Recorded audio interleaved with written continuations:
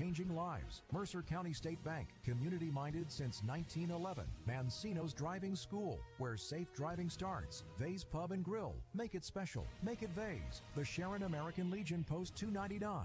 Strong advocates for veterans and their families. Warner's Homes and Improvements, making dreams come true since 1958. Hermitage Rotary Club, offering hope for those struggling with prescription opioids. Mailer Insurance, trusted for generations. DK Auto LLC in Grove City, specializing in Southern vehicles up to $15,000. The Laundryman, helping you spend time doing what you love, not laundry. Reed and Daly Associates, providing accounting and income tax services for over 30 years.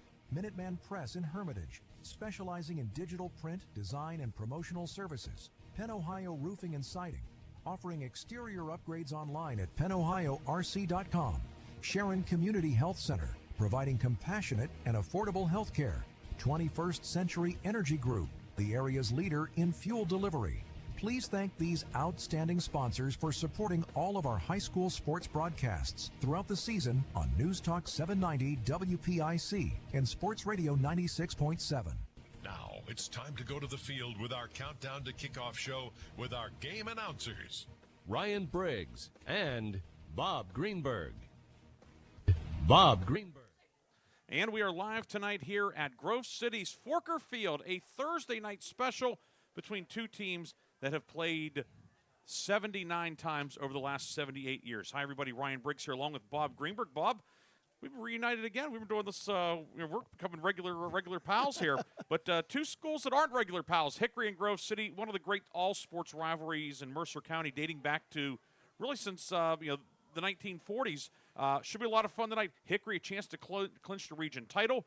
Grove City with a win. Jumps into a tie for first place with Hickory. Yeah, this is a very interesting night. Obviously, Thursday night football. The original schedule had this game being played Saturday afternoon, but because of conflicts with Grove City College and their homecoming festivities, all the parties got involved and moved the game to tonight, and it's going to be a beautiful night for football. And as you mentioned, two longtime rivals going at it again here tonight. And they've played just about every year since 1947. There were a couple of years in which they didn't play, but there were also a number of years in which they played two times. In fact, 5 years ago, they played three times during the season. Tonight, they will play for one time in the regular season. And, hey, who knows? These two teams could cross paths in the District 10 playoffs. But, Hickory coming in at 6-1. Grove City young team has dropped two in a row, but the Eagles have shown a lot in those two setbacks. And, yeah, Grove City coming off a battle last week against Sharon, what game we did.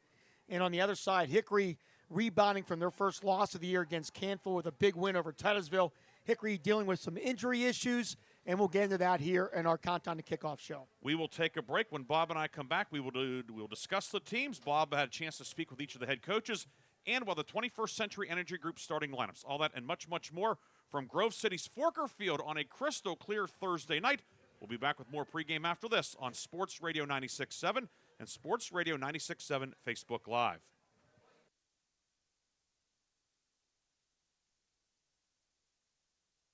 School is your go-to destination for top-notch driving education. Whether you're a teen or an adult, Mancino's experienced instructors ensure you're equipped with essential skills and safety tips. Offering flexible schedules and personalized lessons, Mancino's Driving School make learning to drive convenient and effective. Visit our website at mancinosdrivingschool.com to enroll today and begin your journey toward becoming a safe, independent driver. Nobody plans to get hurt at work, and when I did, I had no idea what to do. So I called the Joanno Legal Group. The insurance companies have attorneys on call. You deserve to have one too. You deserve to know your rights, and you deserve to have answers to all your questions. Call the Joanno Legal Group toll-free at 888-347-1411. There's no fee unless we settle your case or have to fight to protect your benefits. Please visit us at joannolegalgroup.com or call us toll-free at 888-347-1411. Joanno Legal Group, when you deserve more. No fee unless we win or settle your case. When the finest cuts of meat combined with just the right amount of fire and seasonings, you don't need anything else except a fork and a plate. Get ready for the most amazing dining experience ever. When you're out with your friends or looking for a place to stop before or after the games, Vay's Pub and Grill is the place for you. Open Tuesday through Saturday with happy hour daily from 4:30 to 6:30. Vay's Pub and Grill, East State Street in Hermitage. Gosh, honey, what's got you all chef-tastic? You know, it's our kitchen remodel. It's got me all inspired. Oh, are you inspired enough to make dessert? As a matter of fact. Is it chocolate? Oh, it's chocolate. I love you. Get inspiration all your own with a brand new kitchen from Warner's Homes and Improvements. We create new kitchens that dreams are made of. We buy direct from the manufacturers using top quality materials with no shortcuts. The latest in style and functionality for a fair price. Call Warner's today and get inspired. Warner's Homes and Improvements on Route 19 in Mercer or online at warnersconstruction.com. Looking for a place where you or a loved one can thrive with a community that cares? Discover the Ridgewood at Shenango Valley, where independent living meets peace of mind. Our private apartments offer the freedom to live on your terms with personal care and daily assistance available if needed. Short-term stays are also available. For more information or to schedule your in-person tour, visit rwsv.org or call 724-347-0998. The Ridgewood at Shenango Valley, where comfort, care, and community come together. Equal housing opportunity. Countdown to Kickoff is brought to you by the 21st Century Energy Group, the area's leader in residential and commercial fuel delivery. Visit them online at 21stcenturyenergygroup.com. Back here at Grove City's Forker Field, along with Bob Greenburg, Ryan Briggs with you tonight on Sports Radio 96.7. We have Lee Gross operating our camera on our Sports Radio 96.7 Facebook video feed. Our video feed brought to you by Sharon American Legion Post number 299. Art Shannon back in the studio. Art's going to be a busy guy this weekend doing our game tonight. He has our game tomorrow night and Coach's Corner on Saturday. Aaron Byro on assignment, as are Chris Birch and Mark Slazak. Bob, Hickory Grove City, always a good assignment. And the Hickory Hornets, 6-1. They're the defending District 10 champions. They've had some injuries, but they're finding ways, and some guys, whether it's stepping up, changing positions, the Hornets have put together a fine 2025 season. And I think and you'll hear from Bill Dungy, but that's one of the positives, if there's ever a positive about dealing with injuries, is that he has had, and Hickory's had, some players that have stepped up and filled some of those roles. Kelvin Morrison was out for a couple games. He is back now. But the big loss in the Canfield game was Trevor Borowitz, their two-way outstanding starter, also a great basketball player. From what he told me, he broke his tibia, but from all accounts, that's the big bone. That's the big bone. But he said the positive is, from all accounts, he is expected to be back sometime. It's mid to late November. That's the anticipation. So if he can be back, that's good news. And then they're also dealing with the injury to Ja'Kai Husband, who is another outstanding player for this football team. So it's been a mass unit for Bill Dungy, but they have made their way through it. Nobody's going to feel sorry for them. They're 6-1 right now, and they're poised to clinch another region title. And, of course, prior to that, Jaden Phillips, the all-state defensive back as well, lost for the season due to a broken lower leg and ankle. But you mentioned the loss of Borowitz, 6 catches this year, 4 went for touchdowns, an outstanding outside linebacker as well. And they were without Morrison, but and they've also had some other guys. Michael Risfay up front missed some time. They've had to shuffle the line. But the Hornets, they have found a way in spite of the injuries and the depth. We didn't know about the Hornets' depth coming into the season. Some young guys a bit unproven, but some guys have certainly stepped forward. Yeah, Michael Risfay, you mentioned him. He's expected to be back tonight. He has not played since week 3, so. New number for him, too, wearing 44. He's moved to H-back. Yeah, no question. So excitement there. Also, with all these injuries, Kristen Dungy, the young sophomore who has really stepped up this year, his play, especially the way he's running and throwing, has really bolstered this offense.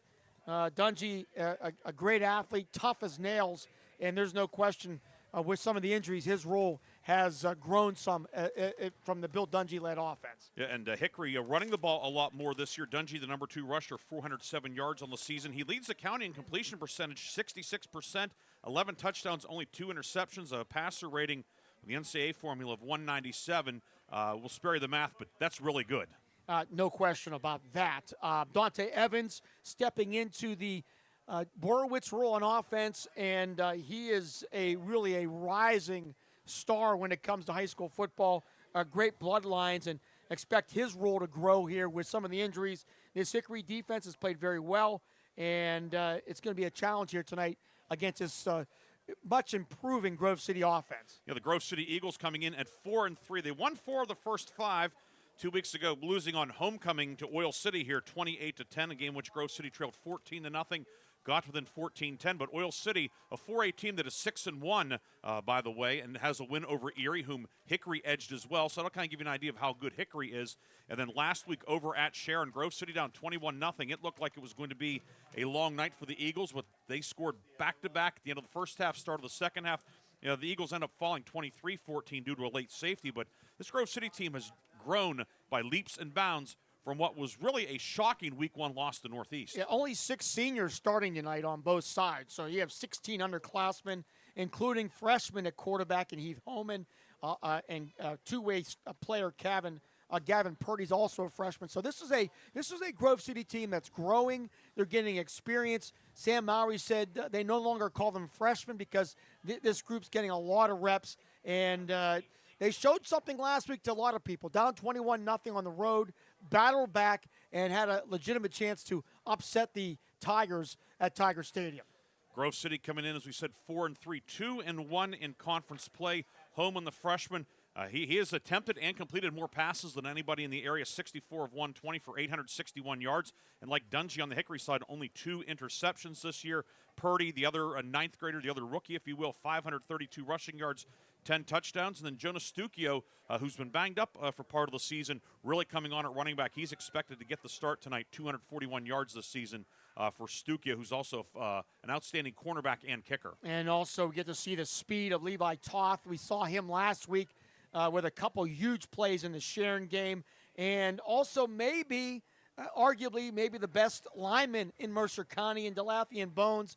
He has been a big-time handful. The multi-sport standout at 6'2", 260 has definitely gotten the attention of the Hickory coaches. And he, of course, was our Reinhardt's Insurance Player of the Game in the league opener against Titusville about a month or so ago now, and certainly a key at defensive end and at left tackle. Really two of the great two-way linemen in our area, he and then Luke Lewis on the Hickory side. Multi-sport guys as well. It's going to be a lot of fun to see the line play. Hickory, one thing that jumps out, they've had some injuries, but still starting 5 seniors up front on the offensive line, and on the defensive line, 2 seniors and a junior. Certainly Hickory a little bit more experienced up front, but this Grove City team not young anymore as we're 7 games into this 2025 season. An absolutely perfect night for football. It'll be the coolest night of the year. We've had no drops of rain, at least for another night. Yeah, and I don't think we're going to have any. There is not a cloud in the sky. The humidity is, you can probably count the humidity on your fingers, Bob, but it is a cool night. Of course, artificial turf here, it is in excellent shape. Light wind right now. Looking for Old Glory down there, and they've moved it with the new scoreboard. But either way, a picture-perfect night. Temperature in the 50s right now. We'll be in the low 40s by the time this one winds up tonight here at Forker Field. Bob and I are going to take a break. When we come back, we'll visit with the head coaches. Bob had a chance to speak with Hickory head coach Bill Dungy, as well as Grove City skipper Sam Mowry. More pregame after this on Sports Radio 96.7. 96.7. Leader in residential and commercial fuel delivery. For over 50 years, they have provided quality heating oils, propane, heat, gasoline, diesel, and lubricants to western Pennsylvania and eastern Ohio, with 7 locations including Newcastle, Grove City, Conneaut Lake, and Erie. The 21st Century Energy Group is your locally owned neighborhood fuel provider. Call them today for your home heating or commercial fuel needs at 1-800-922-5454. And don't forget to follow them on Facebook or visit them at 21stcenturyenergygroup.com. I run a local business. With payroll, expenses, taxes, and equipment, taking care of business is a lot of work. But at my bank, I get mobile banking, online bill pay, and the financial advice I need to make the best decisions for my business. My bank is a financial partner I can count on. Mercer County State Bank. Member FDIC. Your community bank. Online at mcsbank.bank. I just bought a used car. As did I. Mine has a slight dent in the driver's side door and a few other minor scratches, but hey, considering the deal I got, I can live with a few imperfections. Well, I got the great price without the imperfections. Whoa, there's no way that's used. DK Auto LLC is a veteran-owned and operated used car dealership in Grove City. And with DK Auto's attention to detail, were it not for the title, you'd swear you're driving new. See the amazing selections at DKAutoLLCPA.com. Your hip, your knee, your shoulder. Whatever has been holding you back, UPMC Orthopedic Care is where you'll find experts to help you get back to a better quality of life. UPMC is pioneering minimally invasive surgeries, and we offer personalized treatment plans and same-day surgery to get you home and moving sooner. It's your ankle, your elbow, your hand, and it's your move. Visit upmc.com/ortho to learn how UPMC can help. Looking for a career where your hard work is appreciated? Join Extreme Machine and Fab in Hermitage, Pennsylvania. Since 1995, Extreme Machine and Fab has become one of the biggest and most trusted premier full-service machine shops, servicing customers worldwide in the steel industry, Department of Defense, and nuclear power industry, to name just a few. From small components to 75-ton projects, their machining, fabrication, and engineering teams do it all. Extreme Machine and Fab offers competitive wages and competitive benefits. Apply today at extrememachinefab.com. Join the EMF team. Innovate, grow, succeed. Countdown to Kickoff is brought to you by the 21st Century Energy Group, the area's leader in residential and commercial fuel delivery. Visit them online at 21stcenturyenergygroup.com. Welcome back. Countdown to Kickoff. Thursday night football, Hickory and Grove City. Joining us is Bill Dungy of the Hickory Hornets. And Coach, a little unusual, Thursday night football, short week. Just talk about some of the adversity dealing with that. Really, it was just a time crunch, I would say. Kind of like it. For me, the week goes so long because you're waiting for Friday to come, but it came really fast. So we just started the week, a day early as far as our preparation. Right after the game was over on Friday night, we got to it Saturday morning and just sped everything up. So that's really the challenge. The other challenge is obviously coming off a league game. Guys are beat up a little bit. So like Monday's practice is normally not a padded practice for us. So we had to adjust that a little bit and make sure, we got some hitting in Monday and Tuesday and then went shells on Wednesday. So just trying to adjust the schedule and be ready for tonight. You're talking about getting banged up a little bit. You've been dealing with injuries. Yeah. Just give us the update. I know you lost Jaden for the year. Trevor Borowitz is done for a while. Just give us the update. Yeah, so, right now, obviously, like you said, Jaden, Trevor will be back for the playoffs, so that's a good thing there. Jakai still out with his injury. But, I try to find the positives in everything. We've seen some young guys really step up. And, just thanking God, Calvin's back. We'll get Risve back tonight. He's been out since week 3, sprained MCL with him. So happy for the guys that have been here. Guys who have stepped up, and then, I know more guys will step out in their absence, but, everybody's dealing with injuries this year. We've unfortunately been hit with the injury bug, but, everybody goes through their time. We just got to have the attitude, next man up, and be ready to play. Coming off a good win against Titusville, just talk about what was the best part of that game. I think started fast with the kickoff. For whatever reason this year, we have not started fast, and that's kind of been our mantra. We want to be fast and physical, and we always want to start out aggressive, and we haven't executed well in the first quarter. I think we've only won 1 or 2 first quarters the entire season. So the good thing is we started fast. I thought we did a really good job of stopping their run early. Third quarter, not so much, but it was a good test there. But it was good, after our first loss to see how the kids respond, and I thought they responded well. Take on a perennial rival here tonight in Grove City. So many classic matchups. What's a couple of your concerns? Number one is number 54 for Grove City, Delothian, and he's a handful to deal with.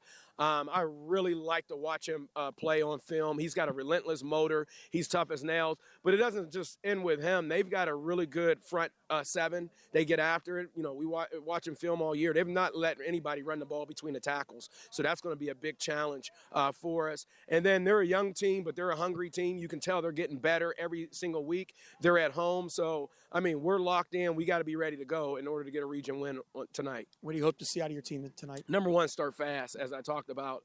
We've been working on that. We're trying to change practice around to try to nip that in the bud a little bit. But we want to start fast. We can't turn the ball over, obviously. And number 3, we just got to be fast and physical. We got to play. We got to win the line of scrimmage, both offensively and defensively. Bill Dungy, best of luck. Thanks, Bob. Appreciate it. There you go. Bill Dungy, head coach of the Hickory Hornets. We'll come back more countdown to kickoff. Hickory and Grove City tonight, right here on Sports Radio 96.7. One moment I was on my way to my son's ball game, and the next I was being placed in an ambulance. I needed help. That's why I called the Joanno Legal Group. Call the Joanno Legal Group toll-free at 888-347-1411. Please visit them at joannolegalgroup.com. That's Joanow legalgroup.com. Or call toll-free at 888-347-1411. Joanno Legal Group, when you deserve more. No fee unless we win or settle your case. You're independent. So are we. We're a locally owned independent bank. Because of that, we make our loan decisions right here at the bank. You don't have to wait for some out-of-town loan committee to get together. We offer fast, quick answers on your loan requests. Mercer County State Bank. Member FDIC. Your community bank. Online at mcsbank.bank. Ready to hit the road with confidence? Mancino's Driving School is your go-to destination for top-notch driving education. Whether you're a teen or an adult, Mancino's experienced instructors ensure you're equipped with essential skills and safety tips. Offering flexible schedules and personalized lessons, Mancino's Driving School make learning to drive convenient and effective. Visit our website at mancinosdrivingschool.com to enroll today and begin your journey toward becoming a safe, independent driver. Nobody plans to get hurt at work, and when I did, I had no idea what to do. So I called the Joanno Legal Group. The insurance companies have attorneys on call. You deserve to have one too. You deserve to know your rights, and you deserve to have answers to all your questions. Call the Joanno Legal Group toll-free at 888-347-1411. There's no fee unless we settle your case or have to fight to protect your benefits. Please visit us at joannolegalgroup.com or call us toll-free at 888-347-1411. Joanno Legal Group, when you deserve more. No fee unless we win or settle your case. Countdown to Kickoff is brought to you by the 21st Century Energy Group, the area's leader in residential and commercial fuel delivery. Visit them online at 21stcenturyenergygroup.com. Welcome back. Countdown to Kickoff. Thursday night football, Grove City and Hickory. And joining us is Sam Mowry of the Grove City Eagles. And Coach, Thursday night football, normally we're sitting on our couches watching the NFL play, but tonight it's high school. Just a couple of your thoughts. Right, just nice little change of pace, actually. Makes the week go pretty quick. You know, before you know it, you're practicing Monday and it's game night already. So that's been something new, but a nice adjustment and nice little change of pace to the regular routine. Coming off a tough loss on the road where you battled a very good Sharon team, what'd you take out of that game from your perspective? Just from the coaches, we were just so proud of the kids and the way they responded. You know, you could see the first play of the game. We were still adjusting to game speed, and two took it to the house there in the first play. And, you know, they were able to open it up to 21-0, and just how our kids handled it after that and kept on chunking away and adjusting to the speed and the physicality, and were able to hang in there. And, you know, we think it just speaks a lot to the character of the boys and the fight that they have in them. And I think they gave them a lot of confidence, you know, heading off last week, coming into this week. And also speaks to the senior leadership and the overall leadership we have on the team. And the kids just kept on battling and kept on believing in each other and kept fighting away and gave ourselves an opportunity to win the game. Where do you think this team has improved the most from week one?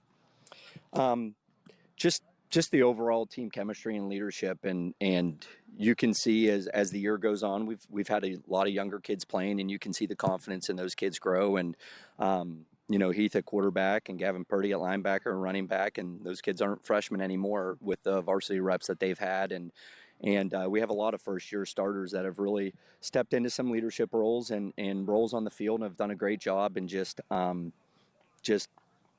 being team leaders in the locker room and having that confidence heading into Friday nights, and all the boys have they've come a long way. Taking on obviously a very good Hickory team here tonight. What's a couple of your concerns? You know, offensively, obviously they have a dynamic offense with a lot of speed on the outside and in the backfield, and a good physical offensive line. You know, defensively, a key is try to keep number 3 in front of us, and don't let them get into space. Try to keep them bottled up, and quarterback does a great job of making plays with his legs. Offensively is again just staying on schedule, first down, having a good first down, keep moving the chains and have good ball security. Coach, great seeing you. Best of luck. Yep, thank you. Sam Mowry, head coach of the Grove City Eagles. We'll come back. 21st Century Energy Group starting lineups and the kickoff. Grove City Hickory tonight right here on Sports Radio 96.7.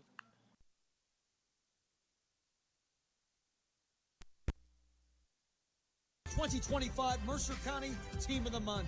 Bays is proud to announce that West Middlesex Girls Golf is the September Mercer County Team of the Month. Congratulations to West Middlesex coach Brad Sarche and his outstanding girls golf team, as they are the September Bays Pub and Grill Mercer County Team of the Month. Congratulations to West Middlesex Girls Golf, the September Mercer County Team of the Month.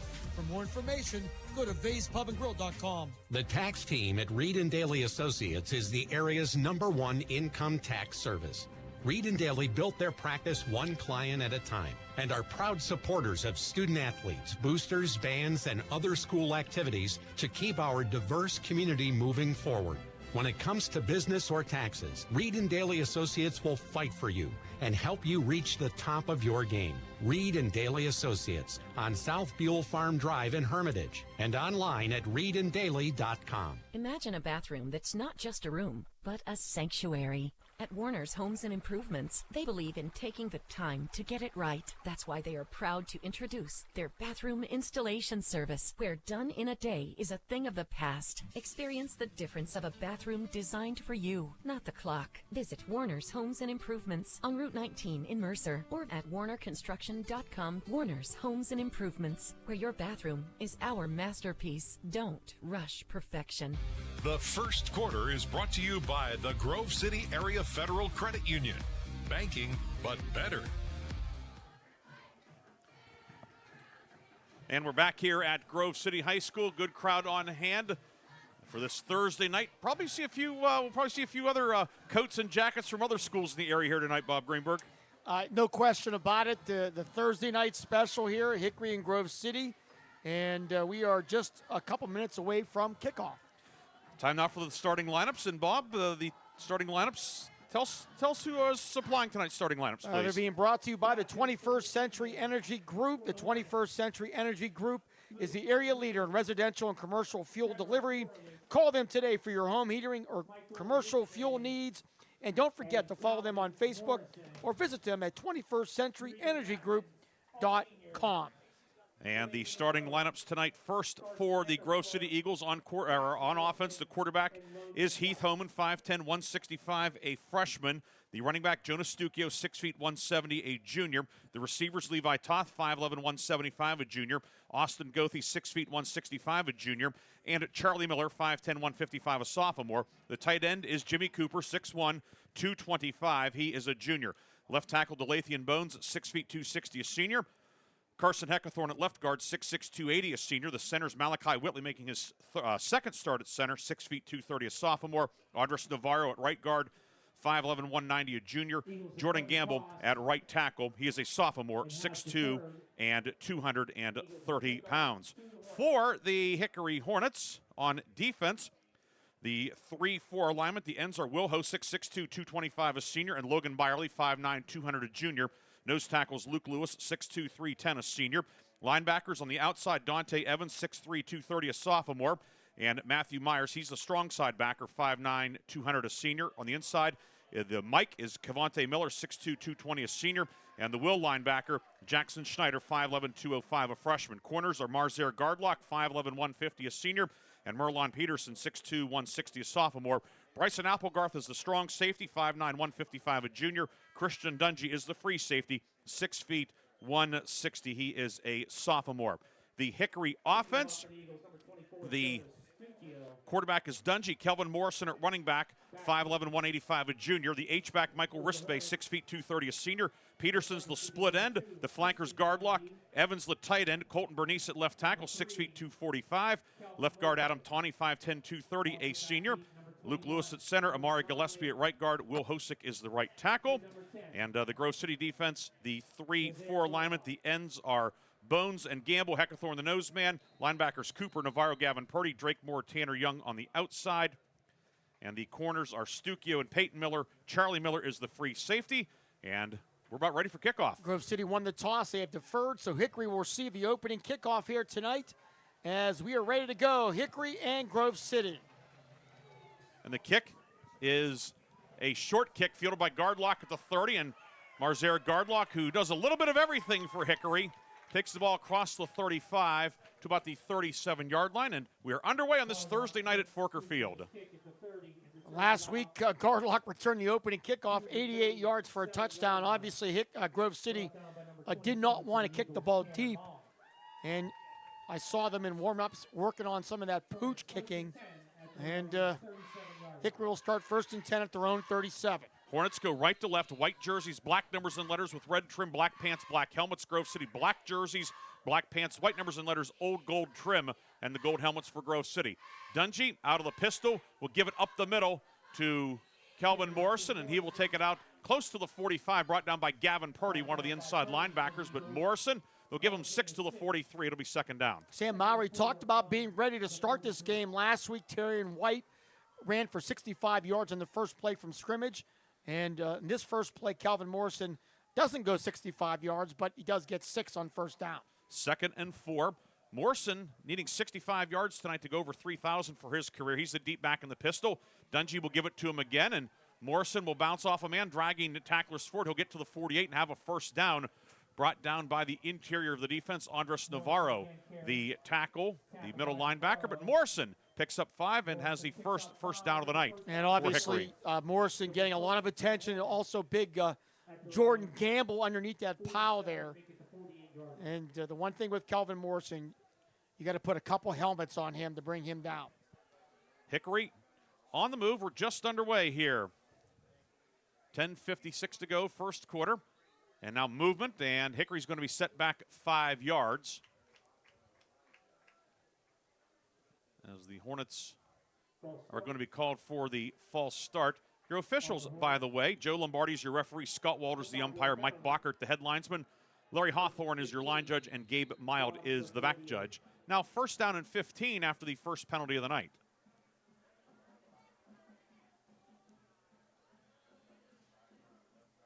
Ball back to the 43. It's a pass near side caught by Gardlock at the 40. Upfield, Marzer Gardlock brought down by Charlie Miller, but he's into Grove City territory at the 46-yard line. Pickup of 11 for Gardlock. Yeah, I really like that play. You get Gardlock out in open space. A couple of the blocks. Evans was out there helping lead the way, and it doesn't take much to get Gardlock in the open. He could take it the distance. 2nd down, and call it 4 at the 46. Hickory is going to pick up a 1st down as Dungy goes to the hard count, and Grove City jumped off sides. A couple of black jerseys were into the neutral zone, and it's going to give Hickory its 2nd 1st down of the night. Ball moved to the 41-yard line on the penalty. Yeah, really, if you're Sam Mowry, you can't like these pre-snap penalties, especially against Hickory. You can't hand them 1st downs. Gardlock is wide to the right. Evans in the slot to the right. Ristvay back in the lineup. Wearing number 44, he's the H-back. He'll line up as a wing to the right. And Merlon Peterson wide left on the near side at the boundary. Ball in the near left hash for this 1st and 10 play. Dungy out of the shotgun. We'll give it to Morrison. Morrison trying to wind his way over the right side. He's going to be cut down. Tanner Mung will drop him back outside the 45 of the 46. A loss of 5. Tanner Mung, who's had a really nice year for Grove City, 4.5 sacks, comes up with a tackle for loss there. Yeah, the 6'4", 185-pound junior sniffed that play out, and not many defensive players were able to bring down Kelvin Morrison in open space, but a 5-yard loss, it'll be 2nd and 15. 2nd down and 15, Tanner Mung, first-year starter at outside linebacker. Had a chance for a couple of interceptions last week. He has that cast on his left forearm. It's not as big of a club this week, but it's still noticeable. 2nd and 15, 2 receivers to the right. Dungy will fake the handoff, and he's going to be hitting the backfield. Gets away from Mung. Dungy over the left side of the 40. Dungy to the 35. Stukio and Bones will bring him down. Gain of 11 for Dungy. Eagles had a chance to bring him down for another short loss. Instead, Dungy picks up 11. And that was showing the strength of Christian Dungy.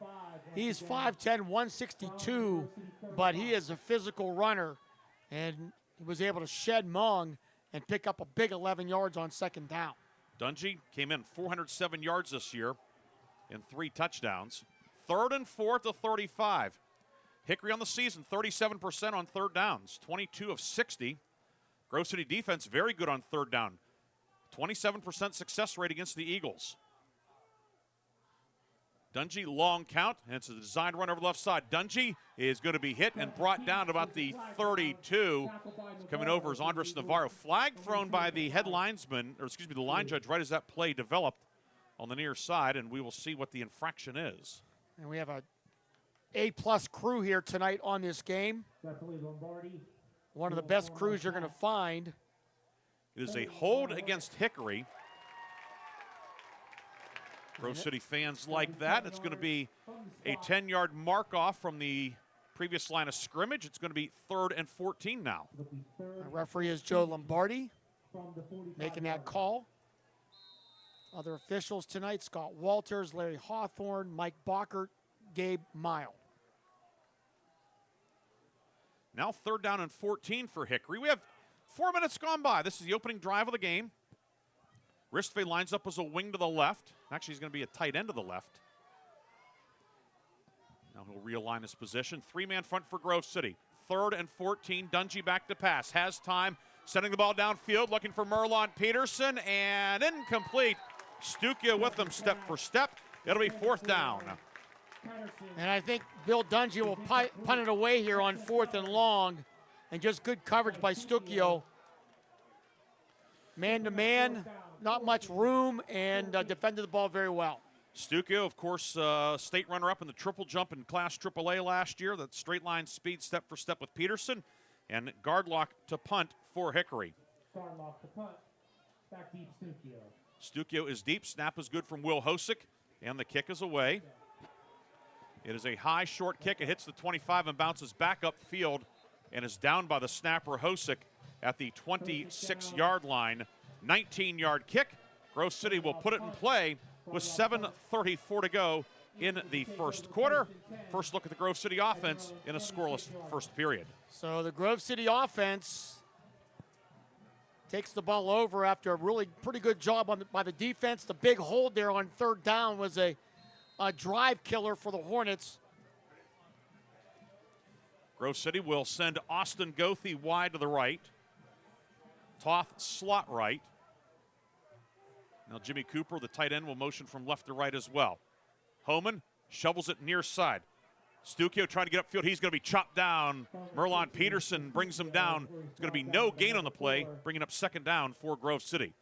Grove City looks like they're going to be without Jackson Wilson tonight, their outstanding senior running back. He has been battling injuries all year, Briggsy. Had a very good junior year last year, rushing for 723 yards. Second leading rusher this year, 405 yards, but he is out. On this 2nd down play upcoming. And the give will go over the right side to Stuckio. Upfield, Stuckio to the 35. Stuckio upfield to the 40-yard line. And it's going to be a pickup of 14 for Jonas Stuckio, and Grove City gets its first down of the night. He has some strong running there by Stuckio.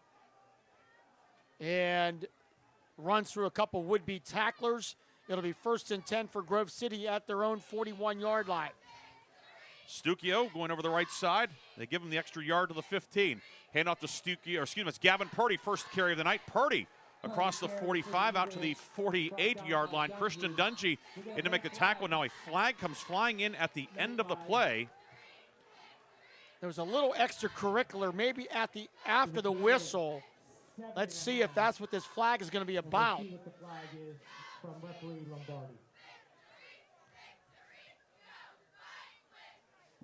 And it's going to be a personal foul on Hickory.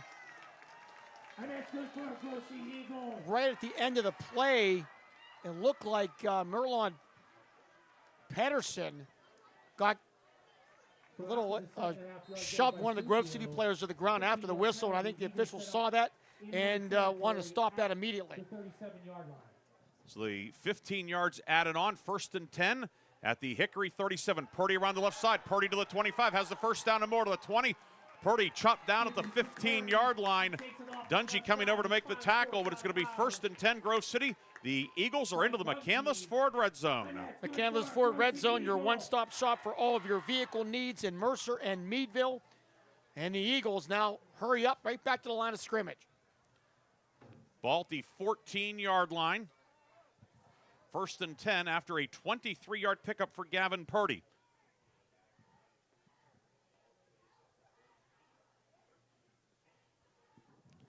6 minutes to go in the first quarter. Homan will give it to Stucchio, cuts back inside to his left. Stucchio hit, stacked up by Dante Evans. Then some additional support coming in from the Hickory defense. Stucchio crossed the 10 to the 9, however. It's going to bring up second down and call it 5 from the 9-yard line. By the way, our first appearance here for me, we get to see the beautiful state-of-the-art Jumbotron here at Forker Field. Beautiful scoreboard. Well overdue. Homan out of the shotgun will give it to Stucchio. Cuts over left guard. Gets hit and is able to fight forward. Michael Ristvay rotating in on the defensive line down to the 6-yard line. Tell you what, this Grove City offensive line really doing an outstanding job.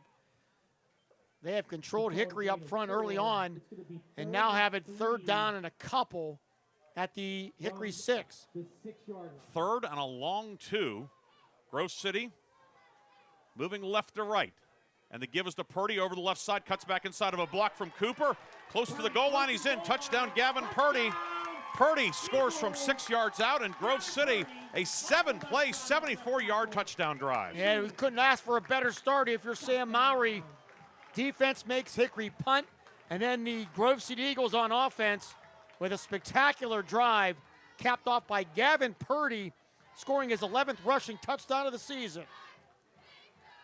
6-0, and now it is going to be Lucas Kelly on to attempt the PAT. Kicking at the goalpost to the right. Drake Moore is the holder. Snap from Whitley is back. Kick is up, and it is good. 4 minutes, 53 seconds to go first quarter. Grove City has a 7-0 lead. Bob and I will come back with the kickoff on Sports Radio 96.7 and Sports Radio 96.7 Facebook Live. Work is appreciated? Join Extreme Machine and Fab in Hermitage, Pennsylvania. Since 1995, Extreme Machine and Fab has become one of the biggest and most trusted premier full-service machine shops, servicing customers worldwide in the steel industry, Department of Defense, and nuclear power industry, to name just a few. From small components to 75-ton projects, their machining, fabrication, and engineering teams do it all. Extreme Machine and Fab offers competitive wages and competitive benefits. Apply today at extrememachinefab.com. Join the EMF team. Innovate, grow, succeed. In 1973, Lock, Stock, and Barrel opened their doors and served their first of over 3 million giant submarine sandwiches. They still serve 42 whole subs on 15-inch buns. Lock, Stock, and Barrel also offers burgers, specialty sandwiches, wraps, gyros, salads, wings, and even breakfast. Lock, Stock, and Barrel is a full-service deli with party rings and meat and cheese trays available. Located in Sharpsville Plaza in Sharpsville, they are open Tuesday through Friday from 9 to 7, and Saturday from 9 to 3, closed on Sundays and Mondays. The first quarter is brought to you by the Grove City Area Federal Credit Union. Banking, but better. The Grove City Eagles have been plagued by slow starts in recent weeks. Not tonight. They go 74 yards in 7 plays. The touchdown by Gavin Purdy gives Grove City a 7-0 lead. And Bill Dungy on the other side. Hickory has not gotten off the good starts. They did last week, but it's been an issue all year. And now they find themselves trailing here to Grove City 7-0. Stucchio on the run-up. It's a pooch far side, hits the 36. Picked up on the run-up at the 32 by Gardlock, and he'll take it across the 40 to the 42-yard line. Marzer Gardlock, second kick return of the night. And it will be pretty good field position for Hickory starting out past the 40-yard line. So we'll see if Hickory offense, Bill Dungy now talking to the team. They had some successful plays on that opening drive, but the penalty was a huge one, and also a 15-yard penalty on the Grove City drive on Hickory helped their drive as well. So a couple flags on Hickory have been to their detriment early on. Yeah, before the season, that was a point of emphasis for Coach Dungy, and Hickory's done a much better job this year reducing penalties, but 2 costly ones so far tonight. Dungy will toss it to Morrison on a shovel pass, and he's going to be dropped to the backfield. Tanner Mung, another tackle for loss of 7. It will be second down and long for Hickory. I tell you what, Tanner Mung, he read that perfectly, and Kelvin Morrison had no chance. It'll be another big loss for Hickory. They will lose 7 yards. It'll be 2nd and 17. Morrison motioned out of the backfield, then came back across and got the shovel pass, but Tanner Mung drops him for the loss. 2nd and 17. Merlon Peterson wide left. 2 men to the right. tight end Ristvay on the near side. Dungy rolling right. Dungy on the move, and it's caught by Gardlock. Upfield to the 45. Marzaire Gardlock close to the first down marker on the far side. Marzaire Gardlock, who has really taken on a much greater role here in recent weeks. He'll pick up 14. It's 3rd and short. Yeah, I really like that play. You get Gardlock out in open space. He's the 10th catch of the year for Gardlock, averaging over 21 yards of reception, and that's a big one there on 2nd and long. 3rd and 3 at the 49. Hornets 0 for 1 on 3rd down. Of course, the last one was 3rd and 15. They had 3rd and 5, but the holding penalty short-circuited that. Receivers to either side, and Morrison will get the handoff. Flag thrown at the snap. Heading upfield is Morrison. He has the first down and a lot more down to the 33-yard line, but this one may be coming back, Bob. I believe it will be. We'll hear from Joe Lombardi here momentarily. But there's a flag on the play, folks. There's a flag down unless it was picked up. It might have been picked up. Actually, it was. Actually, the flag is picked up. Okay, so Morrison picked up 17. The official now has to go back and get his flag. That was odd. Maybe he just slipped out of his pocket. Either way, it's a first down. It's a gain of 17 to the 34, so apologize. We certainly thought that one was coming back, but it was not. So Kelvin Morrison converting on 3rd and short. 1st and 10 at the Grove City 34-yard line. Dungy will give it to Morrison up the gut again. He's the 30 to the 25. Morrison dodges a man. Bouncing outside of the numbers. Morrison 10 to the 5. Stiff arms a man, and he's in. Touchdown Hickory. Kelvin Morrison, 34 yards out. It's 7-6. Hickory answers quickly. Spectacular run by Kelvin Morrison, showing all his Division I skills there. As he got the big block up by Luke Lewis, and then Gillespie on that right side. And then Morrison did the rest. 7-6 now, 3:22 to go first quarter. Callum Dara will attempt the extra point. Gardlock is the holder. Hosick is the snapper. Dara, 24 of 26 this year. 2nd on the team in scoring with 33 points. Looking to tie this one. Snap was good. Gardlock puts it down. Dara's kick is up, and it is good. And we are tied at 7 with 3:22 to go in the first quarter. 4 plays, 58 yards on the drive. We'll take a quick break, come back with the Hickory timeout. Hickory and Grove City both off to fast starts, tied at 7 here on Sports Radio 96.7 and Sports Radio 96.7 Facebook Live. Car. As did I. Mine has a slight dent in the driver's side door and a few other minor scratches, but hey, considering the deal I got, I can live with a few imperfections. Well, I got the great price without the imperfections. Whoa, there's no way that's used. DK Auto LLC is a veteran-owned and operated used car dealership in Grove City. And with DK Auto's attention to detail, were it not for the title, you'd swear you're driving new. See the amazing selections at DKAutoLLCPA.com. One moment I was on my way to my son's ball game, and the next I was being placed in an ambulance. I needed help. That's why I called the Joanno Legal Group. Call the Joanno Legal Group toll-free at 888-347-1411. Please visit them at joannolegalgroup.com. That's Joanow legalgroup.com, or call toll-free 888-347-1411. Joanno Legal Group, when you deserve more. No fee unless we win or settle your case. The first quarter is brought to you by the Grove City Area Federal Credit Union. Banking, but better. Callum Dara to kick off. It glances off the shoulder pads of Levi Toth and bounces into the end zone. And that is a touchback in high school football. Grove City will have it at the 20. Tied at 7, 3:22 to go first quarter. Update. The other local game going on tonight in Mercer County. Cochraton leads Lakeview 14-0 mid-first quarter.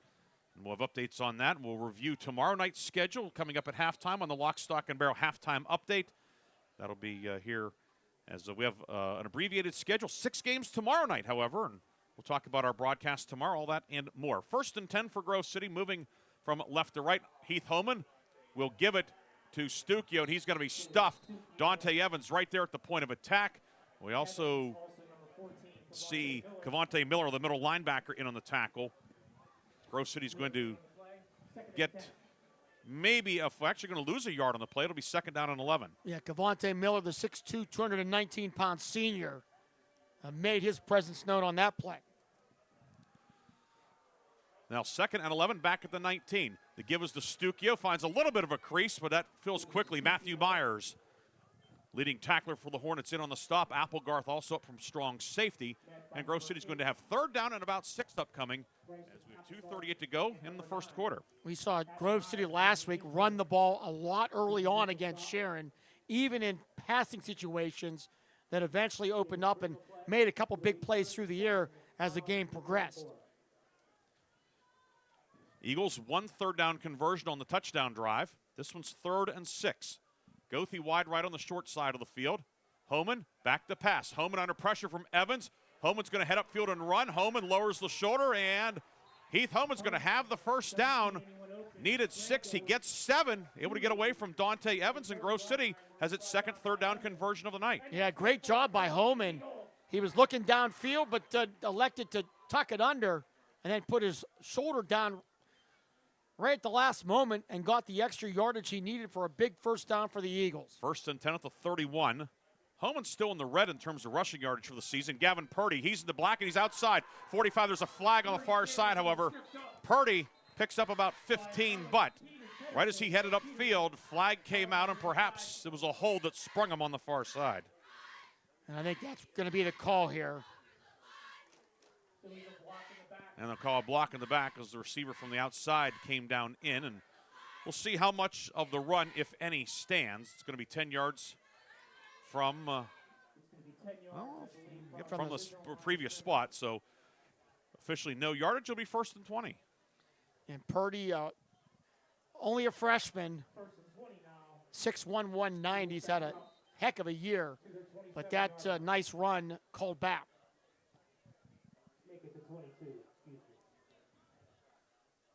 First and 20, and the toss will come to Toth. Trying to get around the right side. Gets away from Gardlock. Toth upfield. Ball knocked loose at the end of the play.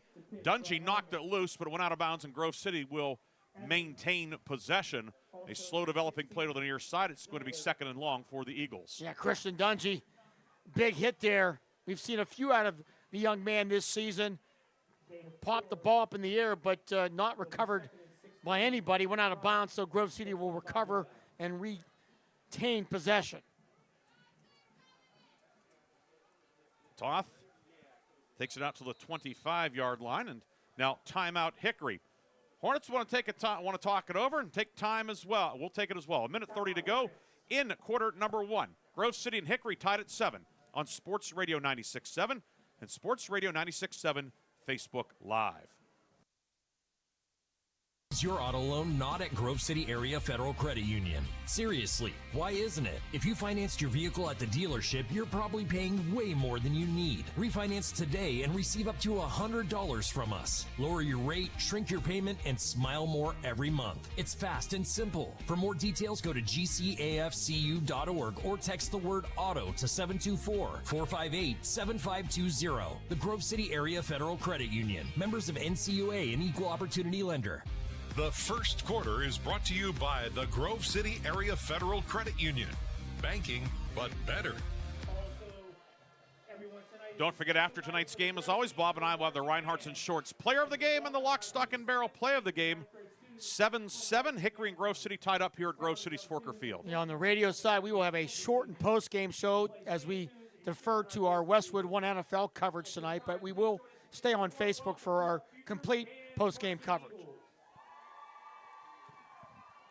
2nd and 16, Homan out of the shotgun. He's going to head upfield and run. Homan is going to get to the 30 and then be drilled there. As coming from the backside, Cavante Miller. In on the stop. Homan able to scramble and get some yardage. He'll pick up 6 and put Grove City in 3rd down and about 10. Grove City, a 3rd down conversion earlier on a Homan scramble. Cavante Miller coming from the blind side there. Homan did a good job just to hang on to the ball. 3rd and 10. 2 receivers to the right. Now Cooper motions to the right as well. It's the wide side of the field. Homan into the right flat. It is caught by Purdy. Purdy upfield, cuts back inside of the 35, dives forward. He's going to be a couple of yards short as Will Hosick able to bring down Purdy. Pickup of about 7. It'll be 4th and 3 for Grove City, and the punt team will make its way onto the field for the first time tonight. Yeah, I'm sure Sam Mowry would love to have gone for it here, but early on, game tied. I think the right decision is to punt it away. Backbeat, Calvin Morrison for the Hornets. And Grove City does have to run the play. DeLathan Bones to punt. Morrison deep. Snap was good. Light rush, kick away, line drive. It's going to hit at the 32, and Morrison will field it on the hop at his own 26. Morrison, far side, looking for some blocking, and he's going to be cut down, and now a flag comes in at the end of the play. As Luke Gamble made the tackle, there's a flag as well. The time has run out in the first quarter. Hickory will have possession, but where will the next drive begin? So Morrison picks up that punt right at the last second, and it looks like there's going to be a flag that's going to move him back. The ball right now sitting at the 33, and we could probably take a timeout and come back and figure it all out. We will tell everybody where Hickory has the ball. We will not have an untimed down here. They got rid of that rule a few years ago. They'll just carry it over to the second quarter. Grove City and Hickory tied at 7 on Sports Radio 96.7. Mine has a slight dent in the driver's side door and a few other minor scratches, but hey, considering the deal I got, I can live with a few imperfections. Well, I got the great price without the imperfections. Whoa, there's no way that's used. DK Auto LLC is a veteran-owned and operated used car dealership in Grove City. And with DK Auto's attention to detail, were it not for the title, you'd swear you're driving new. See the amazing selections at DKAutoLLCPA.com. Transform your home with Shell Restoration, the area's top roofing and exterior remodeling experts, celebrating their 3rd year on the Qualified Remodeler Top 500 list and sweeping 4 categories in the 2025 Best of the Best Awards. Shell Restoration is your trusted choice for roofing, siding, windows, and more. Visit the brand new Shell Restoration state-of-the-art showroom at 2110 East Washington Street, Newcastle, during their grand opening on Saturday, October 18th from 10 a.m. to 2 p.m. Touch, feel, and choose premium materials with confidence. Visit shellrestoration.com today. The second quarter is brought to you by the Penn Ohio Roofing and Siding Group for all of your roofing, siding, and exterior needs. The penalty on Hickory was for a peel-back block. That is a 15-yard mark-off from the spot, which was the 30. Hickory will begin this drive at its own 15. Now moving left to right, along with Bob Greenburg, Ryan Briggs tonight here at Forker Field. 4th flag on Hickory for 45 yards here in that first quarter. Dungy will fake the handoff and throw it in the left flat. It is caught far side by Marzier. Gardlock spins out of a tackle, and he's going to be out to the 30, where the drive would have began without the penalty. Got a good block downfield from Evans, and Marzier Gardlock picks up 15 on the first play of the second quarter. Yeah, nice job there by Gardlock. Patience as he caught that ball, let the blocks develop, and a first down for the Hornets. 1st and 10. They'll put it down at the 29. So call it a pickup of 14.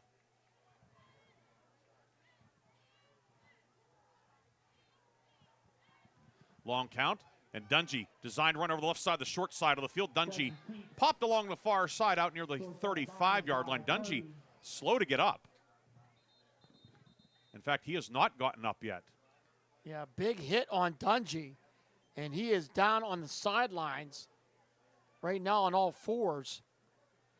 And that is potentially big trouble for the Hornets. They've been dealing with significant injuries all year, and now it looks like their quarterback is hurt. He's kind of been the last man standing, if you will. But now Hickory's going to take a timeout, so they could buy his way back into the game. Timeout on the field with 11:17 to go in the first half. Hickory will have second down at about 4 when we come back on Sports Radio 96.7 and Sports Radio 96.7 Facebook Live.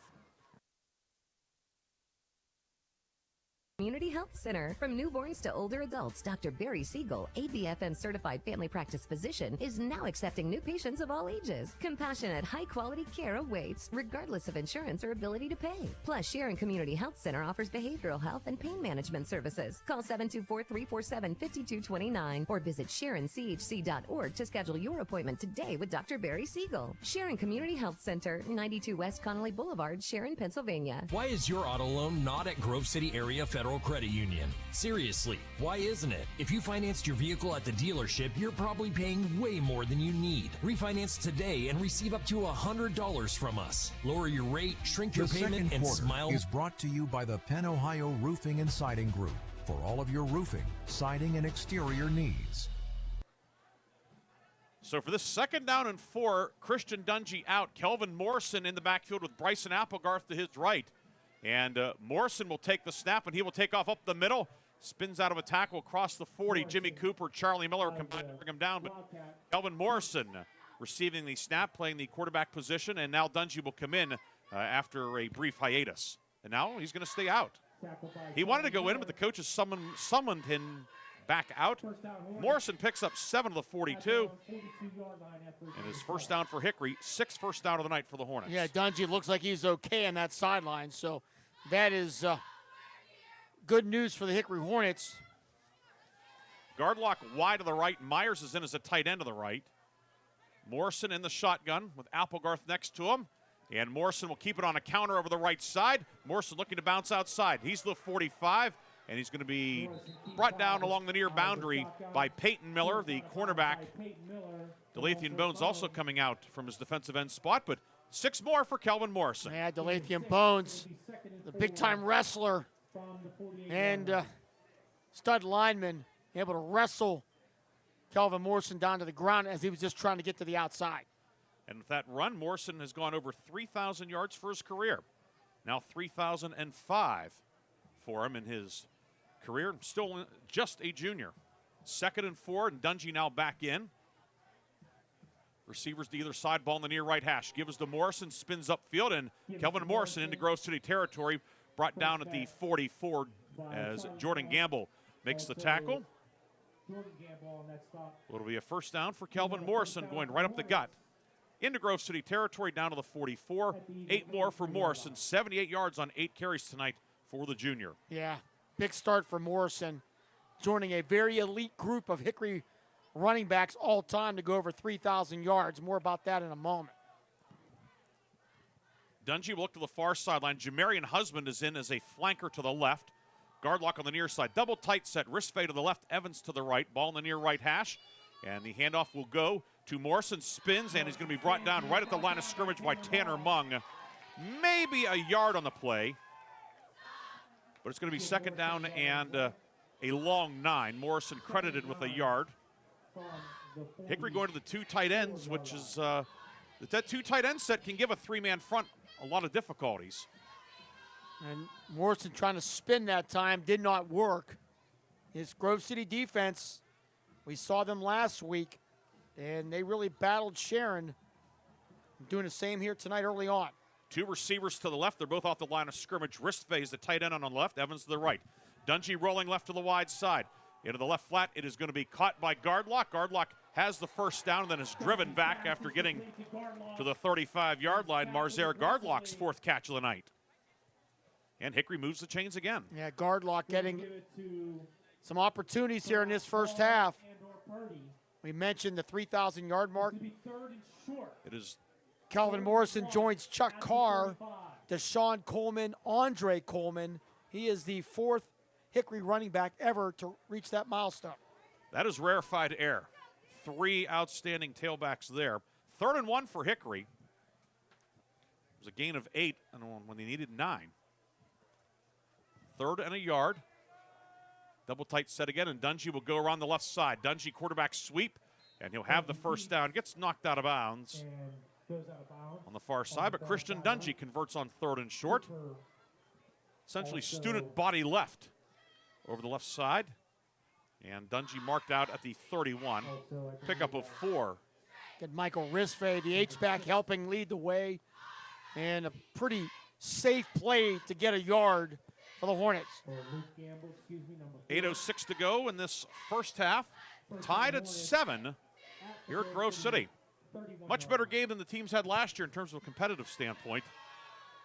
Dungy out of the pistol, turn. They give us to Morrison. Morrison outside the numbers left side. Morrison to the 20. Morrison to the 15. Knocked out of bounds by Charlie Miller, the free safety. But Hickory has entered the McCandless Ford red zone. McCandless Ford, your one-stop shop in both Mercer and Meadville. And once again, Kelvin Morrison continues to pile up yardage here in his first half. 97 yards now on 10 carries. And the Hornets down to the Grove City 14-yard line, 1st and 10. Evans will motion from left to right, and now flags fly. Somebody moved on the Hickory side. And it is a false start against Hickory. That'll set the Hornets back 5 yards, bringing up 1st and 15. Hickory, 5 flags, 50 yards tonight. At the 19. And the Hornets, Bill Dungy wanted to cut down on the penalties this year, and they have for the most part, but tonight, penalties have been problematic. A couple of very costly ones in the first quarter. One that snuffed out a Hickory drive, one that aided Grove City's touchdown drive. Hickory comes in averaging 52 yards per game in penalties, and they're already, over that mark here in this first half? They're at 50 right now. Of course, the Hornets, they were in the low 80s, moved 81 yards a game last year, so they've knocked about a third off of that. 1st and 15 now back at the 18. Dungy will fake the handoff and go up the middle. Dungy dodges the man. Christian Dungy to the 10. He's going to be upended near the 5-yard line. He was submarined by Stukio, but Dungy gets the penalty yardage and a whole lot more. It's going to be 2nd down and short at the 6. It's going to be 2nd down and 3 for the Hornets. This will be the 11th play of the drive, a drive that's used 4.5 minutes. And Stukio going low, and that put Dungy up in the air, did a little flip there. But he is a tough kid. 2nd and 3 at the 6. Morrison to the left of Dungy in the shotgun. Guard lock wide right as a flanker. Wrist phase the tight end. The wingman is Evans. Husband wide left on the boundary. And the handoff faked again. Dungy goes up the middle, and not a lot of room that time. Dungy's going to get a yard. Bones and Gamble on the tackle. Very short pickup for Dungy. And it's going to be 3rd down and goal for Hickory. Both teams 2 of 3 tonight on 3rd down. 3rd down and 2, from the 5. Under 7 minutes to go here, first half. Game is tied 7-7. Hickory threatening to try to take their first lead here tonight. Hornets going left to right. White jerseys, black numbers, red trim, black pants, black helmets. Grove City black tops, black pants, white numbers and letters, old gold trim, old gold helmets for the Eagles. 3rd and 2 at the 5 from the far left hash. Dungy will give it to Morrison out of the pistol. Morrison winding his way over the left side, and Kelvin Morrison takes it in for the touchdown. Kelvin Morrison scores from 5 yards out, his 2nd score of the night, and Hickory has its first lead of the evening, 13-7. Yeah, really, just to give it to Morrison, let your big offensive line, Bernice and Tawny on that left side, to kind of clear out the way and let Morrison do the rest himself. And Hickory has taken their first lead here tonight, 13-7. Guard lock to hold for Dara's extra point, kicking at the goalpost to the right. And Grove City jumps into the neutral zone, and we'll see if Hickory elects to go for 2. Would be unlikely, considering they have a pretty good success rate on the PATs, but we'll see what Bill Dungy elects to do. Looks like Hickory's backed up 5 yards. Oh, no, it was a false start against Hickory. I apologize. So that's why Grove City jumped. It didn't look like Hickory had been set long enough to be a false start. Well, he definitely will kick it here. Snap a little bit high, guard lock gets it down. The kick it is blocked by Bones, and the PAT is no good. It remains 13-7. Hickory with the lead here in quarter number 2. We have 6 minutes and 26 seconds to go in the first half. We'll come back with a Hickory kickoff. Hornets have the lead, 13-7 on Sports Radio 96.7. Bought a used car. As did I. Mine has a slight dent in the driver's side door and a few other minor scratches, but hey, considering the deal I got, I can live with a few imperfections. Well, I got the great price without the imperfections. Whoa, there's no way that's used. DK Auto LLC is a veteran-owned and operated used car dealership in Grove City. And with DK Auto's attention to detail, were it not for the title, you'd swear you're driving new. See the amazing selections at DKAutoLLCPA.com. The second quarter is brought to you by the Penn Ohio Roofing and Siding Group for all of your roofing, siding, and exterior needs. 13-7 the lead for Hickory. Along with Bob Greenburg, Ryan Briggs here. Hickory on top for the first time tonight. 12-play, 85-yard drive. They used 534. We think a lot so much with Hickory, Bob, the explosive play, but a very impressive march against the Grove City defense that yields yards grudgingly. Yeah, and it was a combination of Dungy, his throwing and passing, and then Calvin Morrison doing his thing as well. A nice mix on the offensive side, and the Hornets taking their first lead of the game. Dara on the kickoff. It's going to hit at the 10, and it's going to be picked up back at the 5-yard line by Toth. He is in hot water, reversing course far side. He's going to be brought down back inside the 15-yard line. Toth was waiting for that one to go out of bounds, and it didn't. And now Grove City pinned it deep in its own end with 6:19 to go in the first half. So the Grove City Eagles pinned back a little bit. The only positive, I guess, that extra point blocked, keeping it a 6-point game. And they're going to put the ball down at the 11 to begin this drive. 6:19 to go in the half. 13-7, the Hickory lead. Now Grove City looks to answer. And now what do we have? Flag on Grove City on the kick return. So it's going all the way back to the 5-yard line. Okay. So Grove City gets the double whammy there. It's going to be 1st and 10 back at the 5. Luke Gamble, Jimmy Cooper shift to the left. And the snap goes to Purdy. Gavin Purdy will get 3 out to the 8, brought down by Evans. And we also see Dungy, and on the stop it'll be 2nd down upcoming. Grove City will get the second half kickoff. So from their perspective, if they can at least run some clock, and if nothing else, be down 7.5, that would bode well. The Hickory trying to stop them and get the ball back in great field position.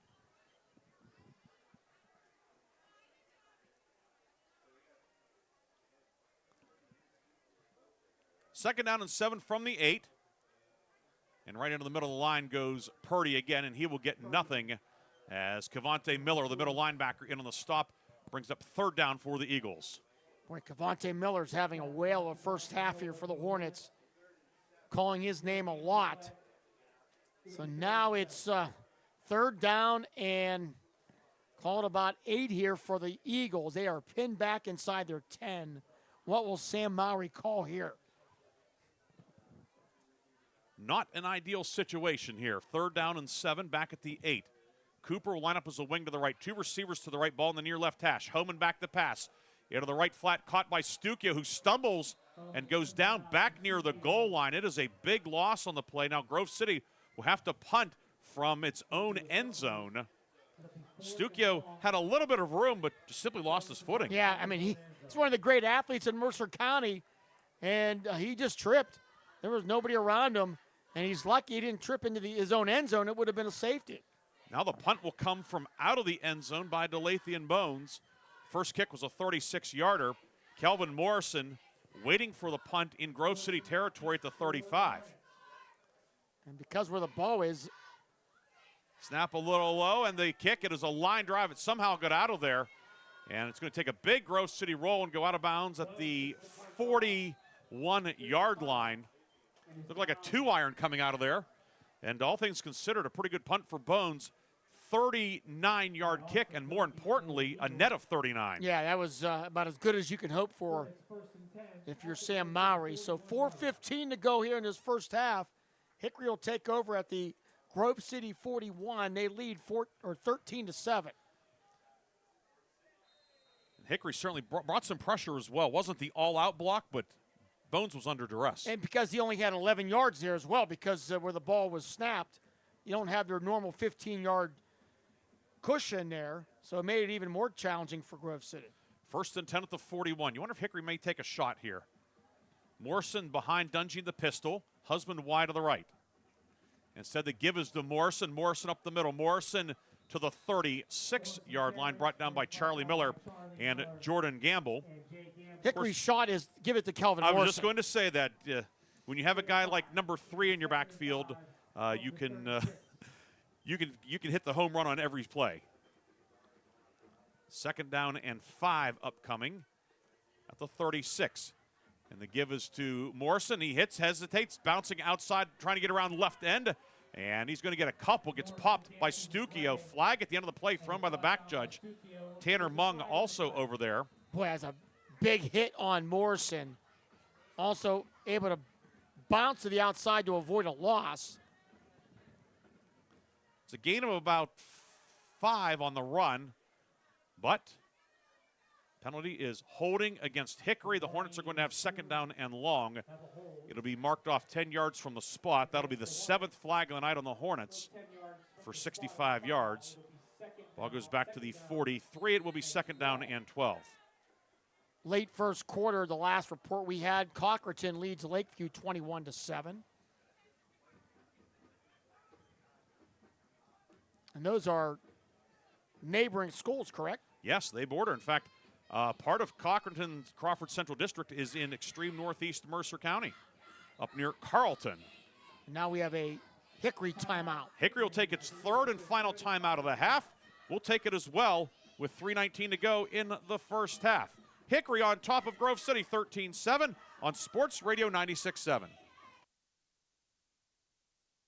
Is more than just houses, buildings, and streets. It's the people who live and work and contribute to making life for themselves and the people around them better. Attorney Bill Motor believes in the young people who are this community's future. Attorney Bill Motor would like to say good luck, good health, and best wishes to all the players, coaches, band members, and cheerleaders in today's game and throughout the season. Attorney Bill Motor, 2500 Highland Road, Hermitage.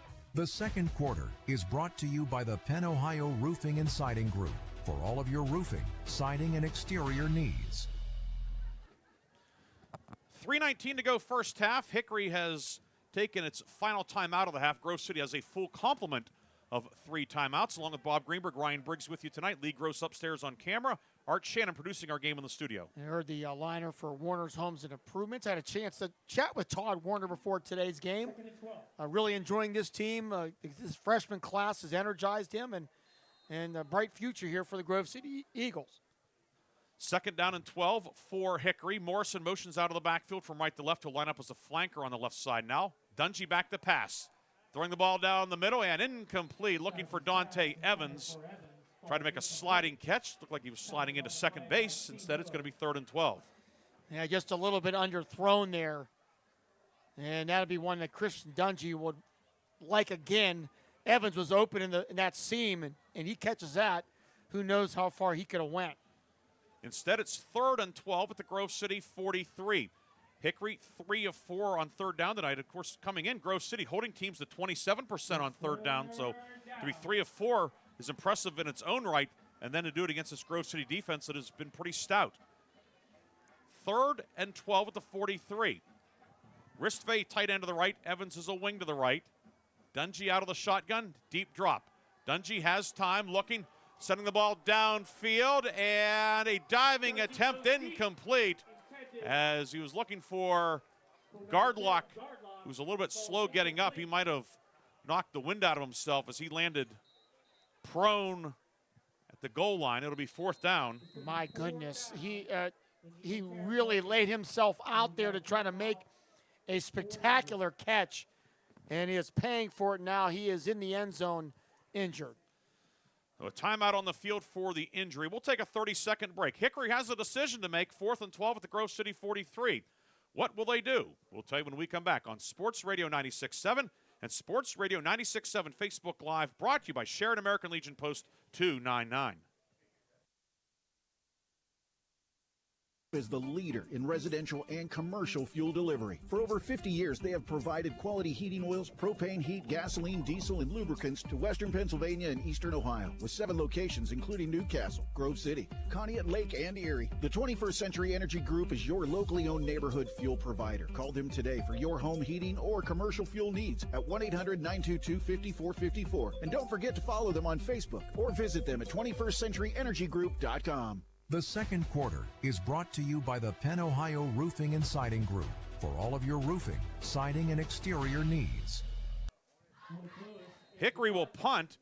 Marzer Gardlock able to walk off on his own, but he's the regular punter. So Luke Lewis, who punted last year, will go back and await Will Hosick's kick. But before that, movement up front as one of the Hickory men moved. And the Hornets are going to be set back 5 yards. 8th penalty of the first half on Hickory for 70 yards. Now it'll be 4th and 17. And Luke Lewis did punt a lot last year, and I was watching him warm up, and I had asked Bill Dungy, was Luke going to punt tonight? He goes, no, he's our backup. We just want to get some practice here, and lo and behold, he is going to have to punt here in this game. Charlie Miller deep for Grove City back at his own 15-yard line. Miller, 11.7 average on his 3 kicks. Snap back to Lewis, and the big guy gets a high spinner away. Miller will drop it, trying to fair catch it, scramble for it back at the 15. And it looks like Miller was able to fall on it. Would have been disaster for Grove City. Instead, the Eagles take over with 3:02 to go in the first half, owning all 3 timeouts. Yeah, disaster avoided there for the Eagles. Nice punt there by Lewis. So Grove City will take over at their own 16 with 3:02 to go here in this first half.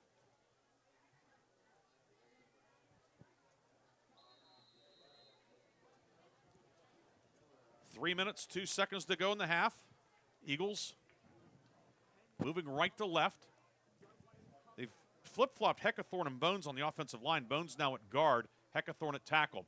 The give over that left side is to Stuckey, and he runs into big Luke Lewis, and Luke Lewis wraps him up and hauls him down for no gain. Yeah, no chance at all.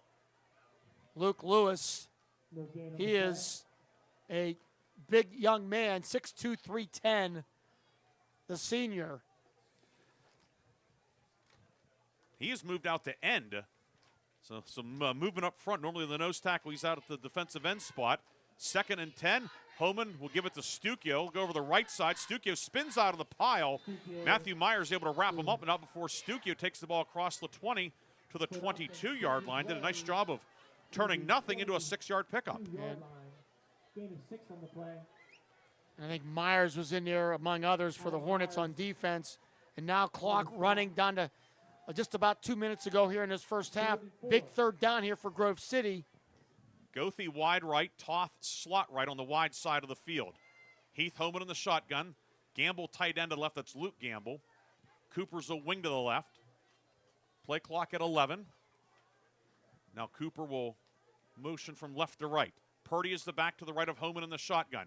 And the toss goes to Purdy over the right side. Purdy with a crease. Purdy has the first down out across the 30. Jackson Schneider to the weak side linebacker brings him down, but Purdy converts on 3rd and 4. And Grove City taking their time there, because if they didn't get the first down, they're going to have to punt it back to Hickory. But now they may want to rethink that strategy and maybe even use a timeout or 2.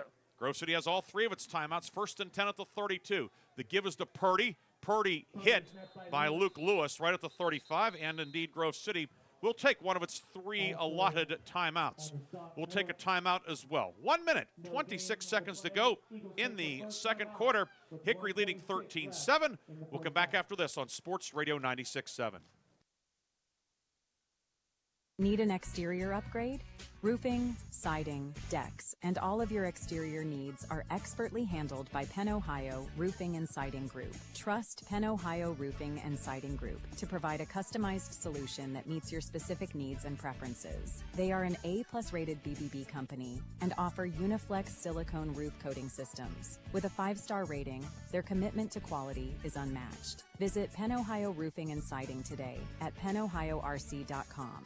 The second quarter is brought to you by the Penn Ohio Roofing and Siding Group for all of your roofing, siding, and exterior needs. 1 minute, 26 seconds to go. First half, 13-7. Hickory with the lead. Grove City 2nd and 7 from its own 35. I'm Ryan Briggs. Bob Greenburg to my left. Good first half, Bob. And been a good first half up the road as Lakeview scores again. They trail Cochranton 21-14. Hoban will give it to Stucchio. Jonas Stucchio off the right side. He's going to be hit and stacked up. Luke Lewis right there at the point of attack. Cavante Miller in on the play as well. Now Grove City will have another third down upcoming. And they will elect, probably smartly, not to call a timeout here. Hickory out of timeouts. Grove City can kill this first half clock. Down to a minute to go in the half.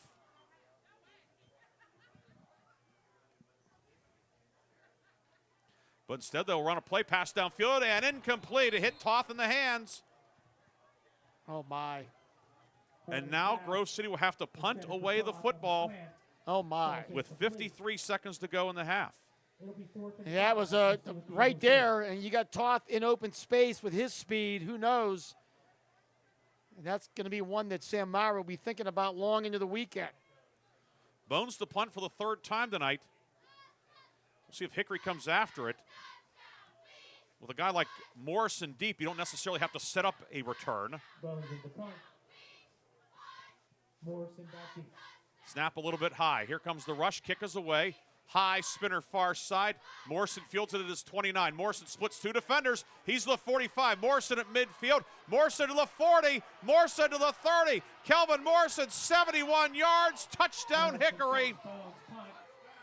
Grove City could have burned up the clock. The Eagles don't. And Kelvin Morrison burns the Eagles with a punt return of 71 yards. It is 19-7. Unbelievable play there by Kelvin Morrison, and you called it. Sam Mowry and the Eagles got aggressive, could have ran the clock out, and instead they punted away, and Kelvin Morrison with the play of the game, a huge return. It's now 19-7. And Hickory, what will the Hornets do? Conversion-wise, they're out of timeouts. They have to do something. Play clock resets. But a 71-yard punt return for Kelvin Morrison. His long was 19 prior to that. He surpassed that by a few feet there. It was really a good punt. Now they're going to go for two. Dungy back the pass. He's going to throw it far side. Diving attempt, and was a catch made. It is made. Dante Evans able to come up with a two-pointer. Able to keep it up off the turf. The big guy going down low, and it's 21-7. Hickory adding to the lead late in the first half. Dante Evans makes the two-point catch. And it will look like it was going to be a 13-7 game at the half, but you think that the last couple of plays, the dropped pass on third down, the punt, instead of it being at 13-7, it's 21-7. And you think about that, yeah, they could have ran the ball, but they also ran a perfect play, did Grove City. And if you don't have the drop there, it's a first down, and who knows how far Toth goes. So it's just one of those situations, just incredibly bad break for the Eagles, and the Hickory Hornets take advantage with a huge, huge punt return. And Hickory doing what great teams do. You leave that door open just a bit, and they kick it in. And now 21-7. Kickoff forthcoming. Grove City still has 2 timeouts left. Coming up at the half, Bob and I will recap the scoring and stats. We'll look elsewhere at the scoreboard, and we'll take a look at tomorrow night's schedule as well. A 6-pack of games. We'll have Sharon and Conyaut here on the radio. Bob will be on assignment tomorrow night. I will be on assignment. I may make an appearance on the 5th quarter scoreboard show. First punt return for a touchdown this year for Hickory. Callum Darrow will send a squibber down the middle of the field. And it's picked up by Peyton Miller to 22.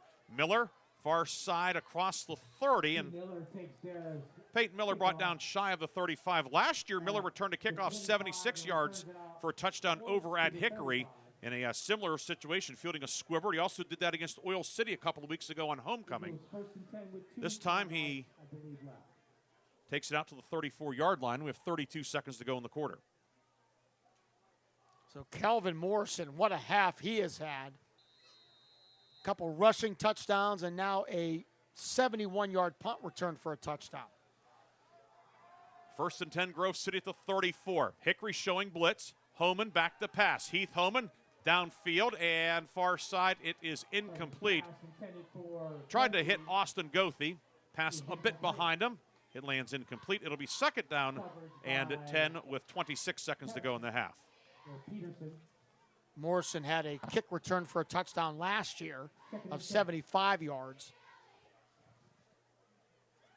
Kelvin Morrison does not have a kickoff return this year, but as you said, he had to set that 75-yarder last year, 91-yarder as a freshman 2 years ago. And now a 71-yard punt return on his ledger to give Hickory a 21-7 lead at Grove City. Cooper motions right to left. Homan back to pass. Homan into the left flat, and it is caught by Stukio. Stukio upfield and chopped down out on the open by Bryson Applegarth. And the clock is running here. Does not look like Grove City is going to want to stop this. 35 from the 39. 3rd and 5 at the 39. Eagles still have the timeouts, but as Bob alluded to, that will be the end of the first half here at Forker Field. The Hickory Hornets, a strong second quarter. Notably, Kelvin Morrison, a touchdown run. Kelvin Morrison, a punt return for touchdown.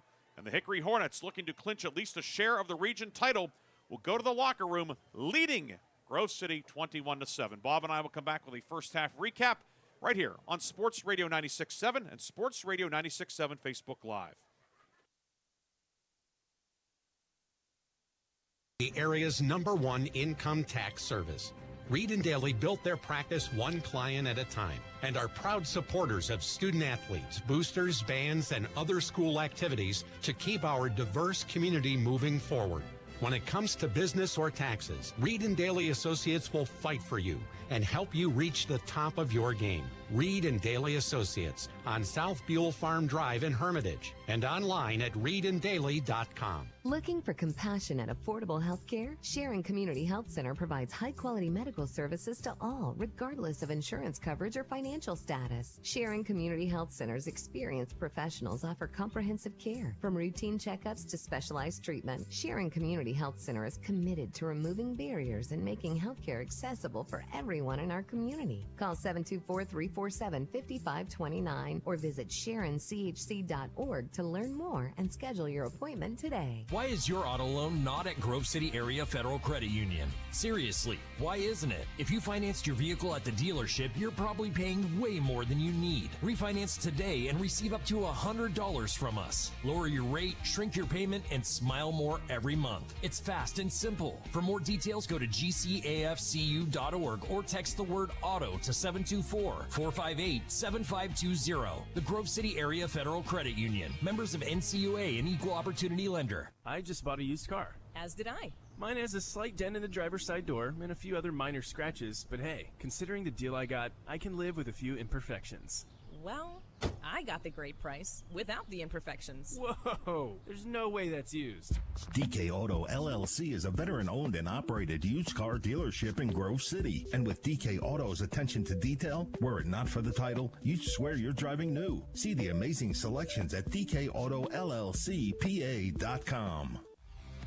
The Halftime Show is brought to you by Lock, Stock, and Barrel, serving giant subs to the Shenango Valley since 1973.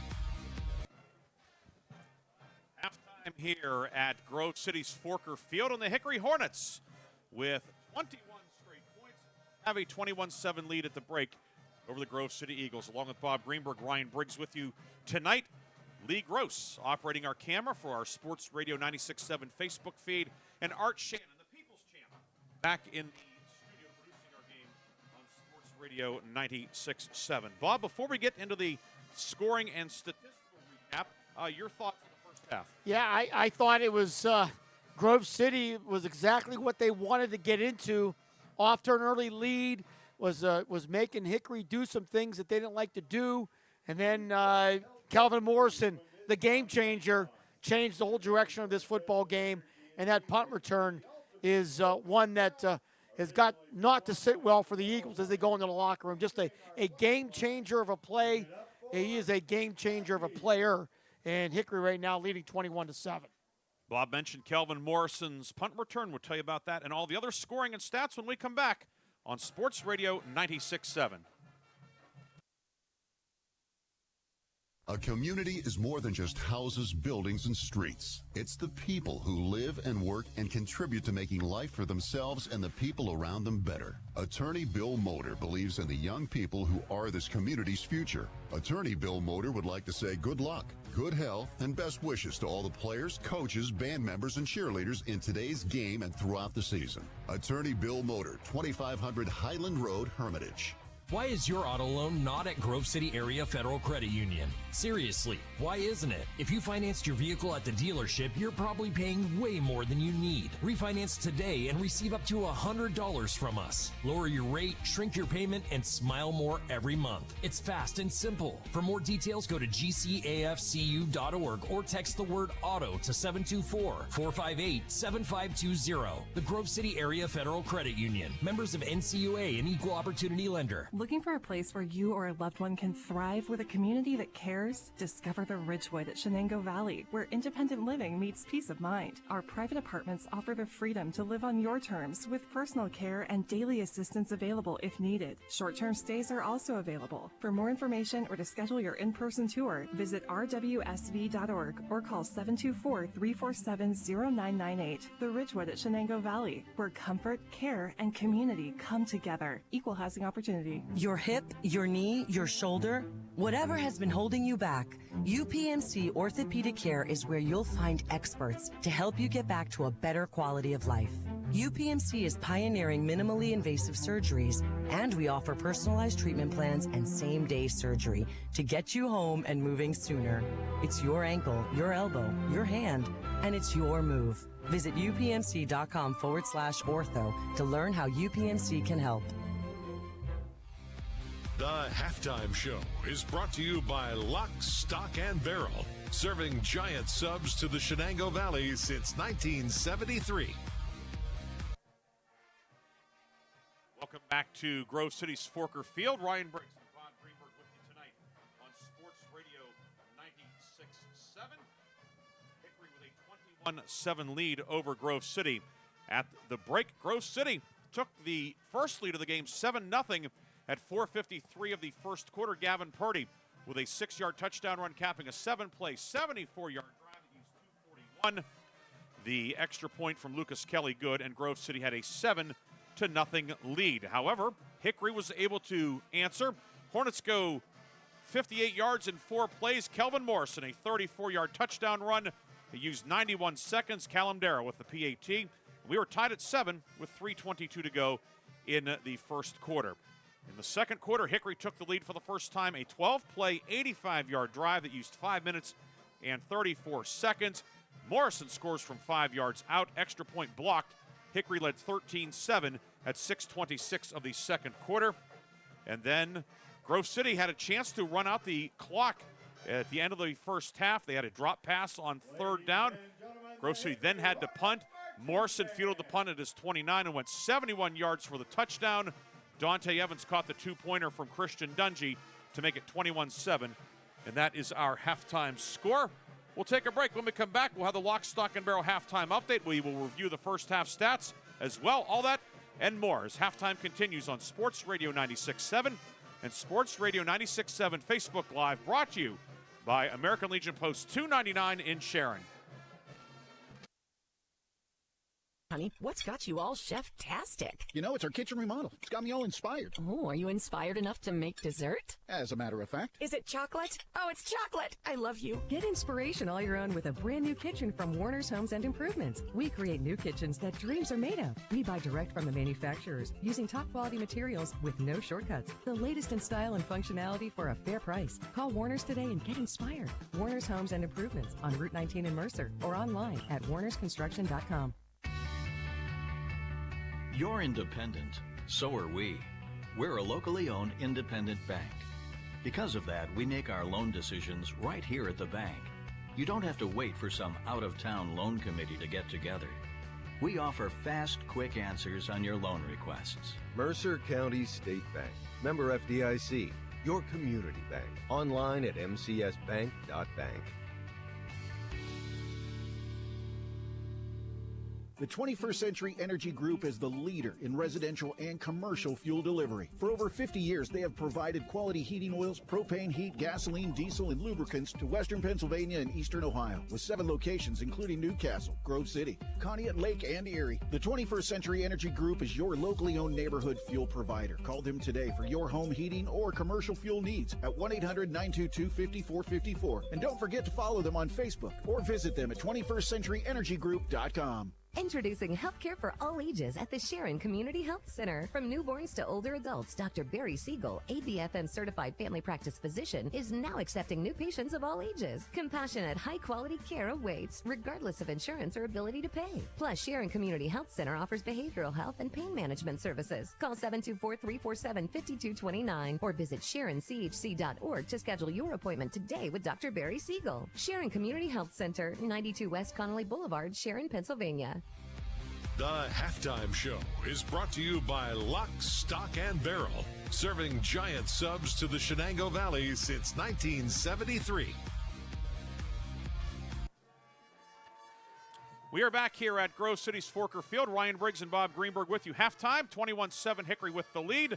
And a time now for the Lock, Stock, and Barrel halftime update, brought to you by Lock, Stock, and Barrel in Sharpsville. Open 9 a.m. to 7 p.m. Tuesday through Saturday. Bob, I had a chance to enjoy a Lock, Stock, and Barrel sandwich last Friday night. First one of the year for me. The old number 21. It was outstanding. And look forward to going over there again. But they have such a great menu there. The full-scale deli as well. And without further ado, Bob, you have an update for us. Here's the one score going on tonight in Region 2. Lakeview has roared back with 5:02 to go in the first half. They have taken the lead over Cockerton 22-21. Cockerton led in that game 14-0, and Lakeview has come back. And actually, we just got an update. Cockerton has scored again, and they have retaken the lead with 2:51 to go in the first half, 27-22 over Lakeview. So unbelievable first half going on up in the Twin Cities. Yeah, public address announcer par excellence Chuck Moon is a busy man tonight up there at Lakeview, but 27-22. That is the score there, and we'll keep you abreast of that one as the night goes on. Bob, quickly before we get to you want to go to the stats or talk about tomorrow night's games? We'll do the stats first. Okay, sounds good. Bob will tell you about the first half stats. First half stats for Hickory. They were led by Kelvin Morrison, 13 carries, 110 yards rushing. Christian Dungy, 5 carries for 34 yards. Dungy was 5 of 8 passing for 40 yards. Gardlock had 4 catches for 47 yards. Morrison had 1 for -7. Hickory had 10 first downs, 144 yards rushing, 40 yards passing, 184 total yards on 26 plays for the Hornets. They were flagged in the first half 8 times for 70 yards, 3 of 5 on third down conversions, and they held the ball for 12 minutes and 44 seconds. Grove City, they were led by Gavin Purdy. He had 8 rushes for 53 yards. Jonas Stucchio, 9 for 35 yards. Heath Homan, 2 for 13. Toth, 1 for 3. Homan was 3 of 5 passing for 6 yards. Stucchio had 2 for -1. Purdy, 1 for 7. Grove City, 6 first downs, 104 yards rushing, 25 plays, 110 yards of total offense. They were flagged three times for 20 yards in the first half. They were 3 of 6 on third down conversions, and they held the ball for 11 minutes and 16 seconds. 21-7, the halftime score. Bob gave you the stats. Take a break and then come back with tomorrow night's schedule, Bob? Let's do that. Bob says yes. We do what Bob says. We'll take a break. 21-7, Hickory with the lead. We'll recap tomorrow night's schedule coming up after this quick timeout on Sports Radio 96.7. Need an exterior upgrade? Roofing, siding, decks, and all of your exterior needs are expertly handled by Penn Ohio Roofing and Siding Group. Trust Penn Ohio Roofing and Siding Group to provide a customized solution that meets your specific needs and preferences. They are an A+ rated BBB company and offer Uniflex silicone roof coating systems. With a 5-star rating, their commitment to quality is unmatched. Visit Penn Ohio Roofing and Siding today at pennohiorc.com.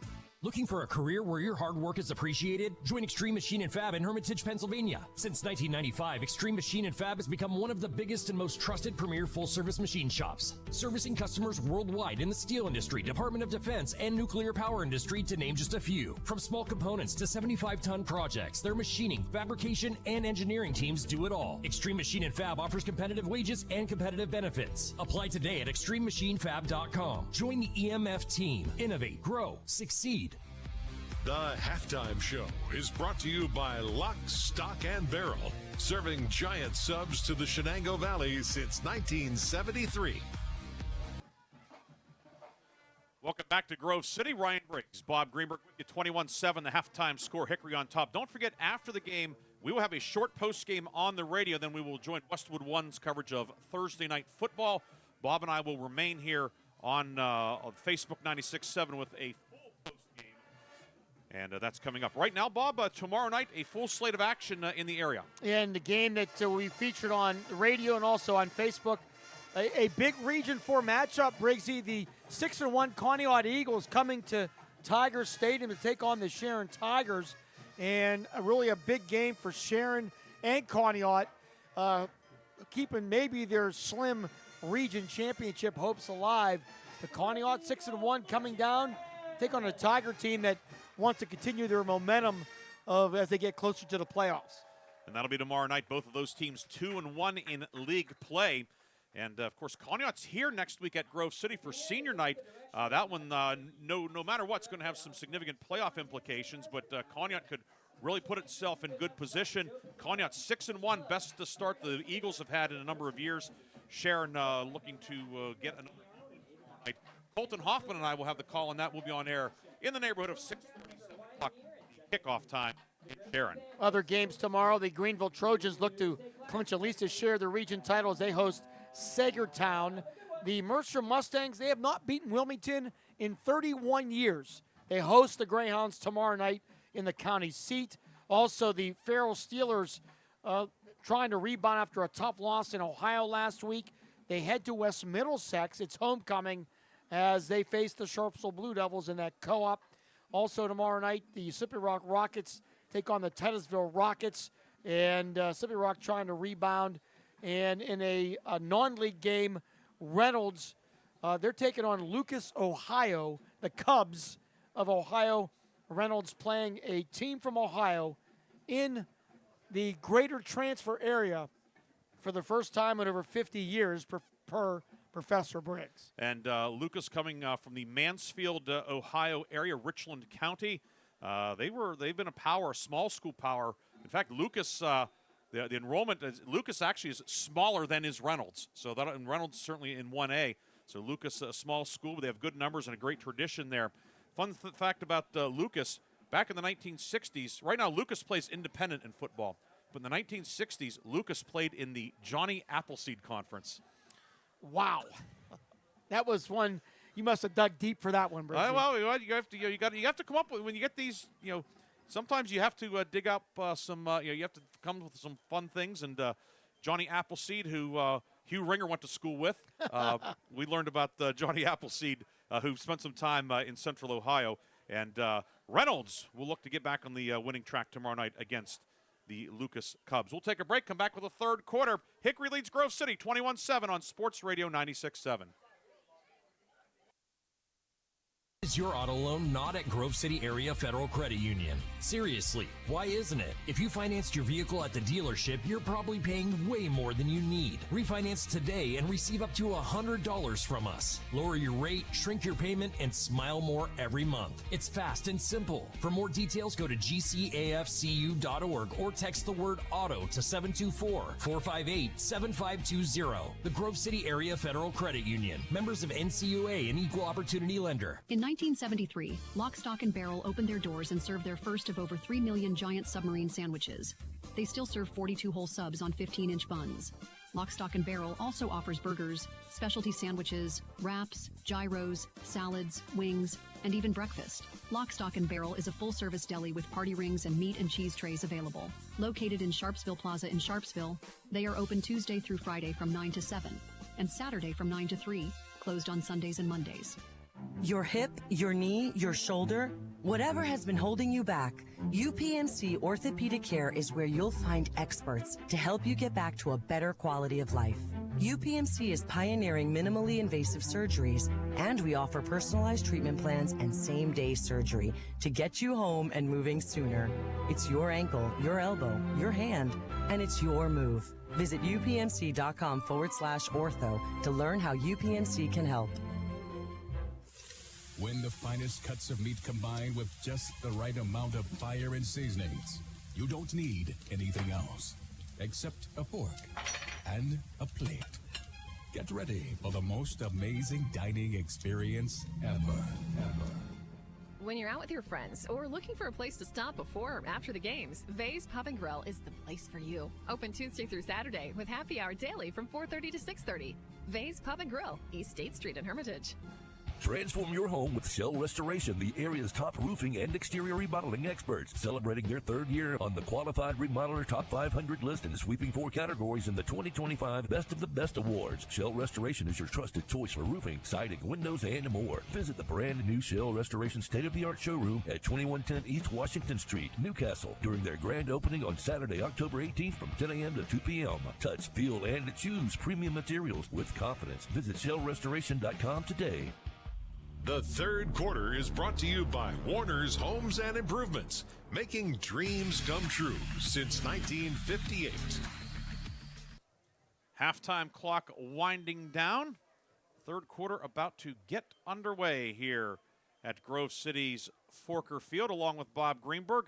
I'm Ryan Briggs. Bob, a key or two for each team in the second half in your estimation? Well, I think Grove City gets this opening kickoff, and I think it is almost imperative they got to find a way to score in this opening drive. Hickory is starting to kick it into another gear, and they don't want to give Hickory the ball back, still down 14. So I think Grove City, they need to drive to try to score. Hickory knows they are in good position at this stage of the game, and one more big score could really make it more difficult for the Eagles to come back.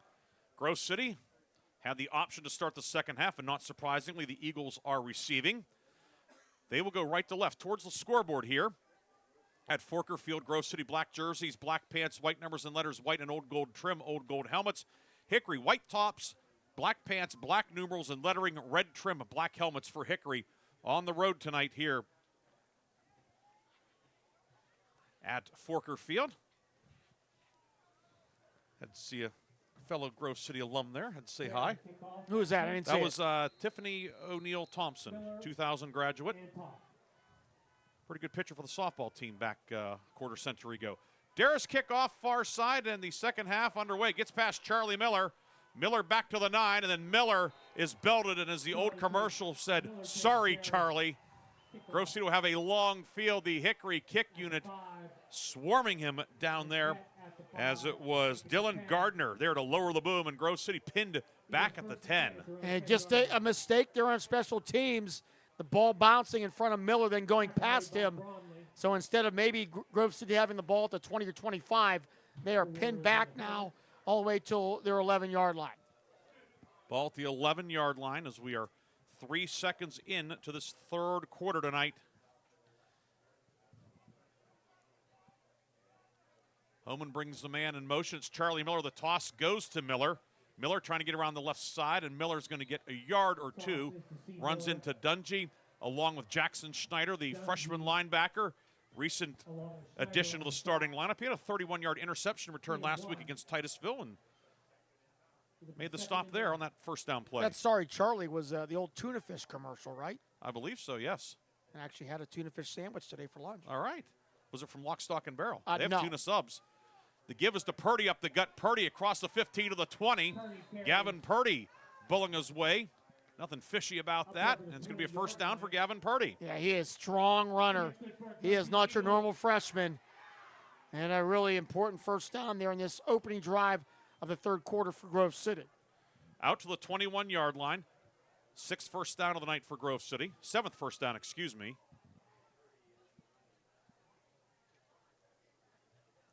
And Purdy will get the handoff over the left side, and this time not much room at all.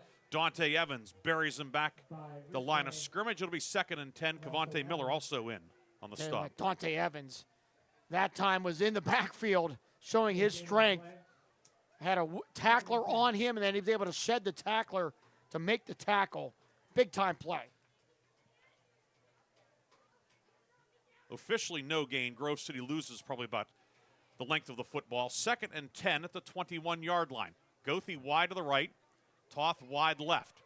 Heath Homan back the pass.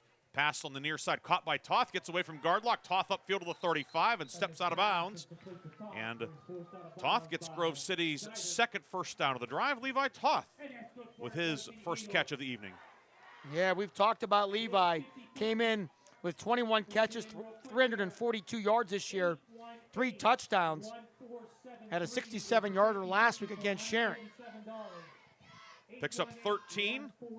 1st and 10. Homan out of the shotgun will give it to Stucchio. Looking for room, spins, and gets across the 35.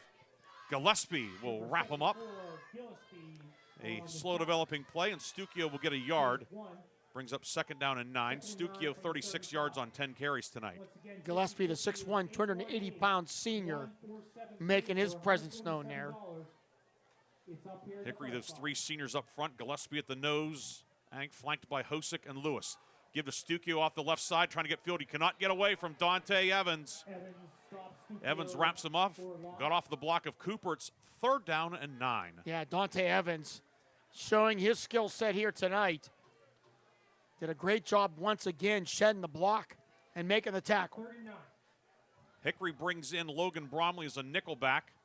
Gillespie checks out for 3rd and 9 at the 35. Evans will now line up as a defensive end in that 3-man front. Grove City, 3 of 6 on 3rd down. 2 receivers to the left, wing and a tight end to the right, and the handoff will go to Stucchio over the right side. Stucchio upfield to the 40, and he's going to be brought down at about the 42. Grove City keeps it on the ground and gets 7, but it's 4th and 2. And figure if you're going to run on 3rd and 9, you're thinking about going for it, and Grove City will. Tanner Mung will check in. Homan will check out. So Grove City will bring some extra beef in for 4th and a short 2. No, Homan will stay out there, but it's 4th and a short 2. And really down 21-7 against a team like Hickory. This is a good decision by Sam Mowry. First 4th down attempt of the night for either team. And the snap will go to Stucchio. Stucchio over the right side, has some running room, has the first down, gets upended at midfield by Dungy, but Stucchio receiving the snap. First time the Eagles have done that this year was Stucchio in the Wildcat, and the Eagles convert. So the Grove City Eagles roll the dice a little bit, and it pays off. And they are now down to the Hickory 48-yard line, 8:25 to go here, 3rd quarter. And Hickory leads Grove City 21-7. Stucchio picks up 10. Homan out of the shotgun will hand it off to Stucchio, and he is dumped there by Gillespie. Pickup of about 1.5 yards for Jonas Stucchio. It'll be 2nd down and call it 9 at the 47-yard line. We talked about keys to this second half, and obviously Grove City, a long, sustained drive to score would go very well for their chance maybe to come back in this game. Gamble and Cooper will shift to the left side. Ball's in the middle of the field. Homan out of the shotgun gives it to Stucchio. Over the left side, Stucchio to the 40, down to the 35, picks up another first down, wrapped up by Schneider and Dungy, along with Matthew Myers, but another first down for Grove City. And Stucchio has that unique running style with his head down, using his strength. And the Eagles now down to the Hornet 34-yard line. 1st and 10 for Grove City. Homan, throw near side, caught by Toth. No, broken up. Toth had it for a minute, but Marzer Gardlock broke it up. Pass is incomplete. It'll be 2nd and 10 for the Eagles from the 35-yard line. Yeah, great job by Gardlock. Grove City trying to lull those cornerbacks to sleep a little bit with a run and hoping maybe Gardlock would take that step to try to get some run coverage, but not that time. Played it perfectly. 2nd down and 10 for Grove City at the Hickory 35-yard line. Hickory with a 21-7 lead. This is the 12th play of the drive. It started back at the 10 after the mishandled kickoff. Option play, pitch right to Stucchio around right end. Stucchio to the 30, leaps forward, and he's going to pick up about 9. We talked about his triple jump prowess. Looked like he was taken off of the last board there, Bob. He could triple jump, what, about 15 or 16 yards? As now there's a Hickory man down with a cramp. As Stukio, I believe he triple jumped in the neighborhood of 47 feet. 47 1 3/4 at the state championships last year, so that would be almost 16 yards. And we'll keep it here. And the gain to the 8 as the Hickory player is up. That was Gillespie. So Stukio gets 8. 3rd and 2 upcoming for the Eagles. And we have a chance maybe at a timeout. We'll have our cameraman Lee get a close-up of the incredible moon that's over Grove City College Stadium. Yeah, across the way, Thornfield. Wolverines are home Saturday at 2. That's why this game was moved from Saturday afternoon, because Thornfield's 900 feet away. And it's homecoming, and it would be a mess here. So things have worked out well. Great crowd on hand tonight. Now Grove City. 3rd and 2 at the Hickory 27. Homan, give to Stukio. Stukio bounces off of Evans. Stukio across the 25 to the 23-yard line. Jonas Stukio converts on 3rd and short. Yeah, this Grove City offensive line doing an excellent job here on this drive. Jordan Gamble and Belden, among others. Of course, Bones. And that's good for a Grove City Eagle. Not Belden, but Bones on that play. Heckathorn on the left side as well. Malachi Whitney the center. Navarro and Gamble on the other side. 1st and 10. Option to Stukio. Pitch a little bit behind him. And he's able to reach back and grab it, but doesn't get much. Ran right into Dante Evans. And it's going to bring up 2nd down and long for the Eagles, as we have burned up half of the 3rd quarter clock. Grove City still in the move. It'll be 2nd and 10 at the Hickory 23. A drive that has been 14 plays, 66 yards so far. Yeah, Carson Heckathorn, a 6'6", 280-pound senior. He is at right tackle. Gamble has come over to the left side. That's Jordan Gamble. Luke Gamble's a tight end to the right. Ball in the near left hash. Homan back to pass. Pumps. Homan looking downfield, looking for Toth, and it's batted away by Gardlock. Gardlock did not bite on the fake. It's 3rd and 10. Yeah, Gardlock really doing a good job. Not fooled by the fake, the pump, and had good position there on the pass down near the end zone to Toth. Now a 3rd down and 10 upcoming. Grove City 4 of 8 on 3rd down tonight. For the season, the Eagles came in at 37%. Hickory's 3rd down defense, 40%, 27 of 67 coming in. So those percentages nudging up a bit. 2 receivers left. Goethe inside of Toth on the short side of the field. Cooper lines up as a wing to the left. And the handoff goes to Stukio, looking for room and doesn't find any, just finds several white jerseys. Evans and Schneider in there. They were trying to rip away the football. Loss on the play, and it's going to be 4th down. That's the cousins, Dante Evans and Jackson Schneider. And they combined to stop Stukio for a short loss, and now 4th down and 11. The Eagles will go for it. Field goal really doesn't do you a whole lot of good, down 14. And the Eagles are going to take a timeout and talk over things. Timeout for Grove City with 5:01 to go, 3rd quarter. Eagles facing 4th and 11 at the Hickory 24. We'll take a quick break, and we'll come back with more after this on Sports Radio 96.7 and Sports Radio 96.7 Facebook Live. St. Paul's Without Walls Home-Based Services is seeking compassionate individuals who love to help others and who will nurture meaningful relationships with the clients we care for. Parents with school-age children, college students, retirees, or anyone seeking a role that fits around their life will find this opportunity especially rewarding. Visit stpaul's1867.org/join our team to apply for a companion or care partner position with St. Paul's Without Walls Home-Based Services. St. Paul's is an equal opportunity employer. The 3rd quarter is brought to you by Warner's Homes and Improvements, making dreams come true since 1958. So it is 4th down for Grove City. 4th and 11 at the 24 of Hickory. 17th play of the drive upcoming. But obviously, perhaps play of the game upcoming here, Bob. Yeah, there's no question about it. And a little trickery here for the Eagles. They'll line up with a swinging gate. Everybody out to the left. Homan gets the snap. Homan throwing the ball downfield, looking for Goethe, goes up, it is incomplete. There is a flag in the backfield, and was Homan roughed. Oh, my. Coverage downfield by Morrison, who checked in at safety on the play. The penalty, personal foul, roughing the passer. They're going to get Myers. That's going to be 15 yards, and it's an automatic first down. And the drive continues. The 9th penalty on Hickory, and a costly one. What a huge flag against the Hickory Hornets, as this drive will continue on the strength of a roughing the quarterback penalty.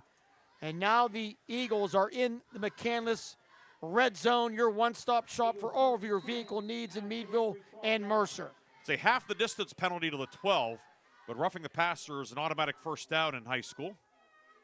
One of the few automatic first downs at the high school level.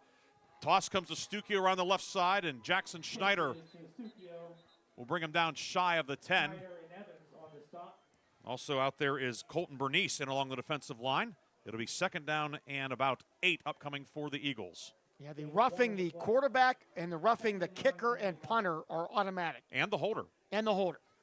So when there's a roughing involved, it could be an automatic first down. As opposed to hockey, you just get 2 minutes for roughing.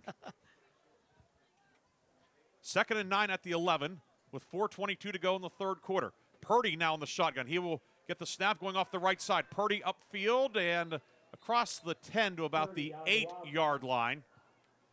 Matthew Myers on the tackle, and there's a Hickory man down and slow to get up, and in some obvious discomfort at the moment.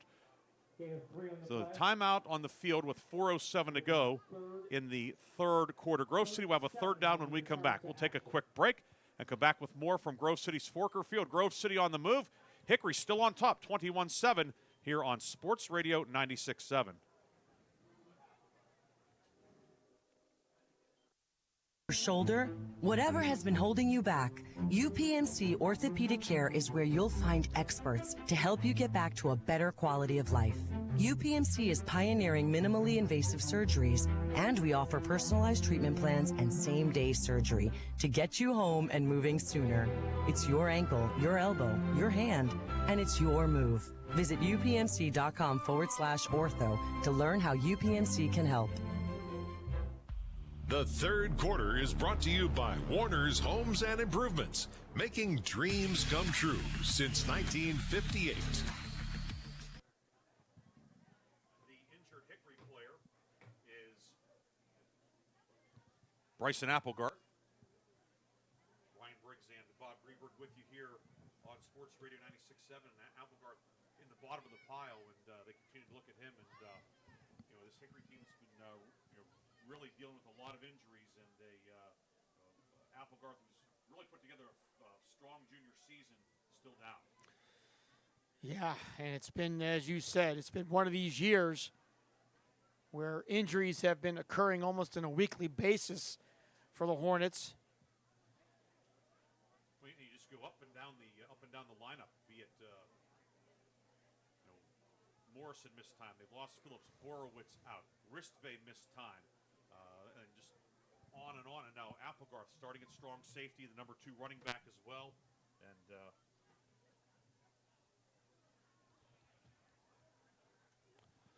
let's see if that, there we go. So Applegarth still down and being tended to right now. But Hickory, and when we think about these schools, Hickory, Grove City, as the, quote, big schools around here, because they are the larger schools in 3A, but these are still, on the grand scheme, these are small schools. The rosters of both teams have good numbers, certainly, but it's just, the job that these coaching staffs have done, managing and moving personnel and having next man up. You can always say what's next man up, but, you see how difficult it is at the professional ranks when a team has injuries. For what are small and mid-sized high schools, it just becomes even that more problematic. And we certainly hope that Applegarth is okay, but they continue to check on him as he was at the bottom of the pile on that running play. And we're down to 4:07 to go in the third quarter. Hickory leads Grove City 21-7.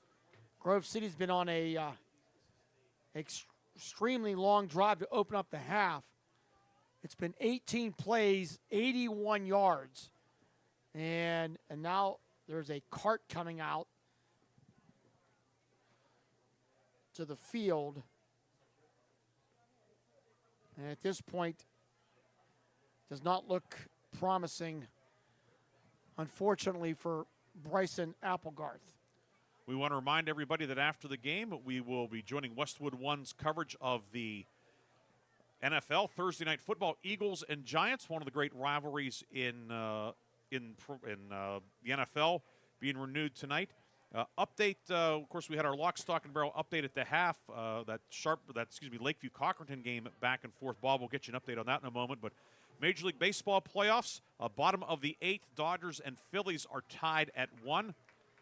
Dodgers leading that series 2-1, and Bryson Applegarth able to get up and help himself onto the cart, but he will be taken away and for further evaluation. We hope that it is not as bad as it might look, because Applegarth really stepped up at midseason when the team needed him, and one of those glue guys, and all of his teammates coming over and wishing him well, and hopefully it is not as bad as it perhaps looked. Halftime, Lakeview came back to score late in that first half. They lead Cochranton 30-27 at the half, and a wild one in the Twin Cities. And in that NFL game, also kind of a wild one early on, the Giants lead the Eagles 13-3 in the first quarter. So the Giants looking to get some momentum going. Giants and Eagles, they've had some wacky finishes over the years. Grove City facing 3rd and 6 at the Hickory 8. Cooper motions left to right, and the handoff goes on a delay. Over the left side, it's going to be Purdy, and he'll be hit as he cut up field. Evans, the initial hit. Myers in there for the Hornets. We see Bernice as well. Pickup of 2 for Purdy to the 6.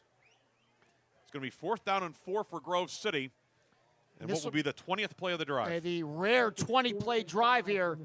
Can Hickory make the stop? Grove City can get a first down here at about the 2.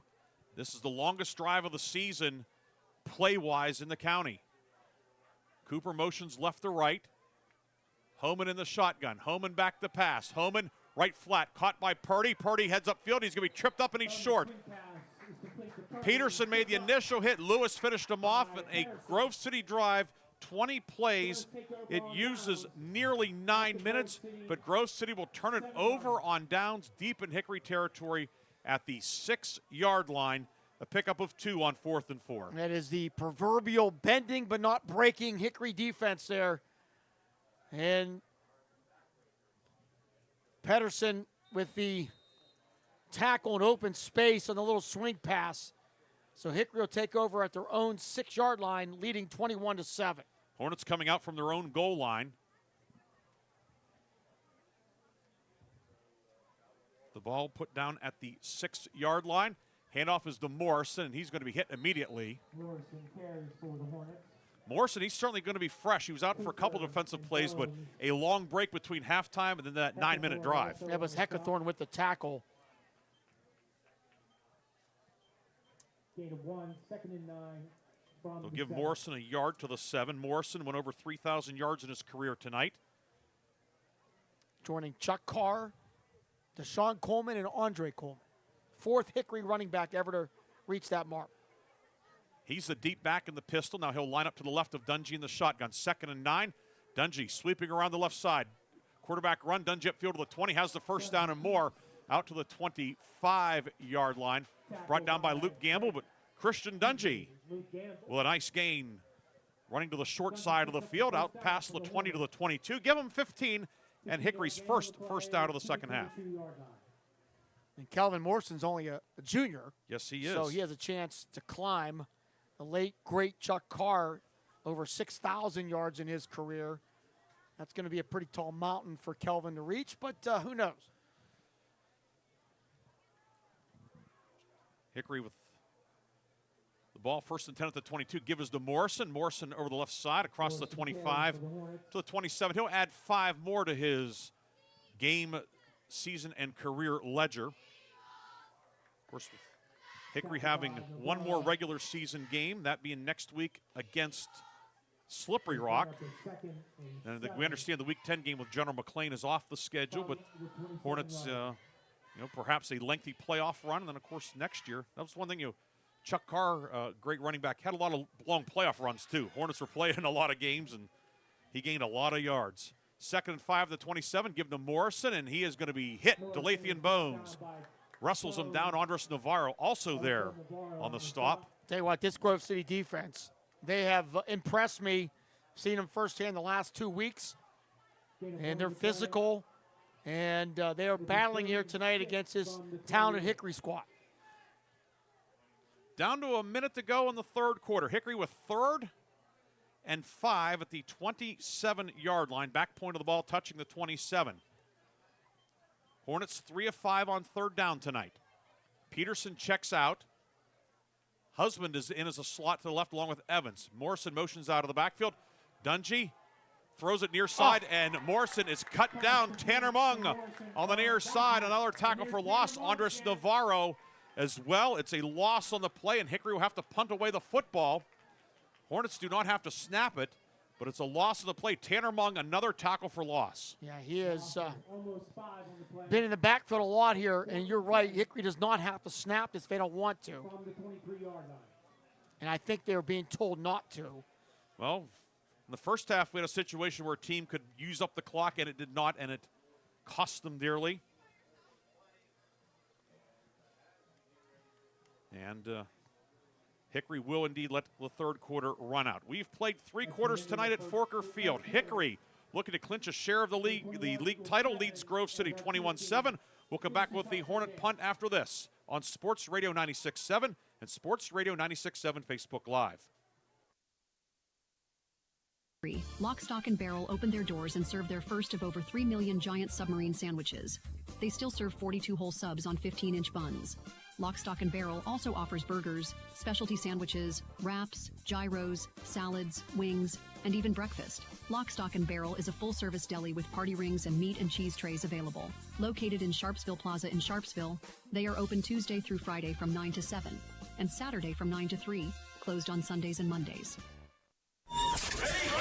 From the Shell Restoration Studios at shellrestoration.com. This is Sports Radio 96.7. Sports Radio 96.7. WLLF FM Mercer, a Cumulus media station. The fourth quarter is brought to you by Shell Restoration, the area's #1 roofing, siding, windows, and gutter installer. Luke Lewis on the punt. Remember, of course, actually, he's going to be guard locked to punt for the first time tonight. So he was unable to punt because he was shaken up earlier, but he will now punt. Charlie Miller deep for Grove City, back at his own 45-yard line. Will Hosick to snap. Snap was a good one. Kick is away. It's a knuckleball that hits the 45 and takes a Hickory roll to midfield. It's going to roll down inside Grove City territory. And the guard lock punt is down at the Grove City 46. 31-yard kick. No return. And with 11:50 to go, Grove City takes over, trailing 21-7. Eagles offense certainly getting in rhythm. Had a 20-play drive to start the half. No points, but Grove City certainly has to have some confidence offensively. Yeah. Hickory, by the way, 6 drives tonight, 3 touchdowns, 3 punts.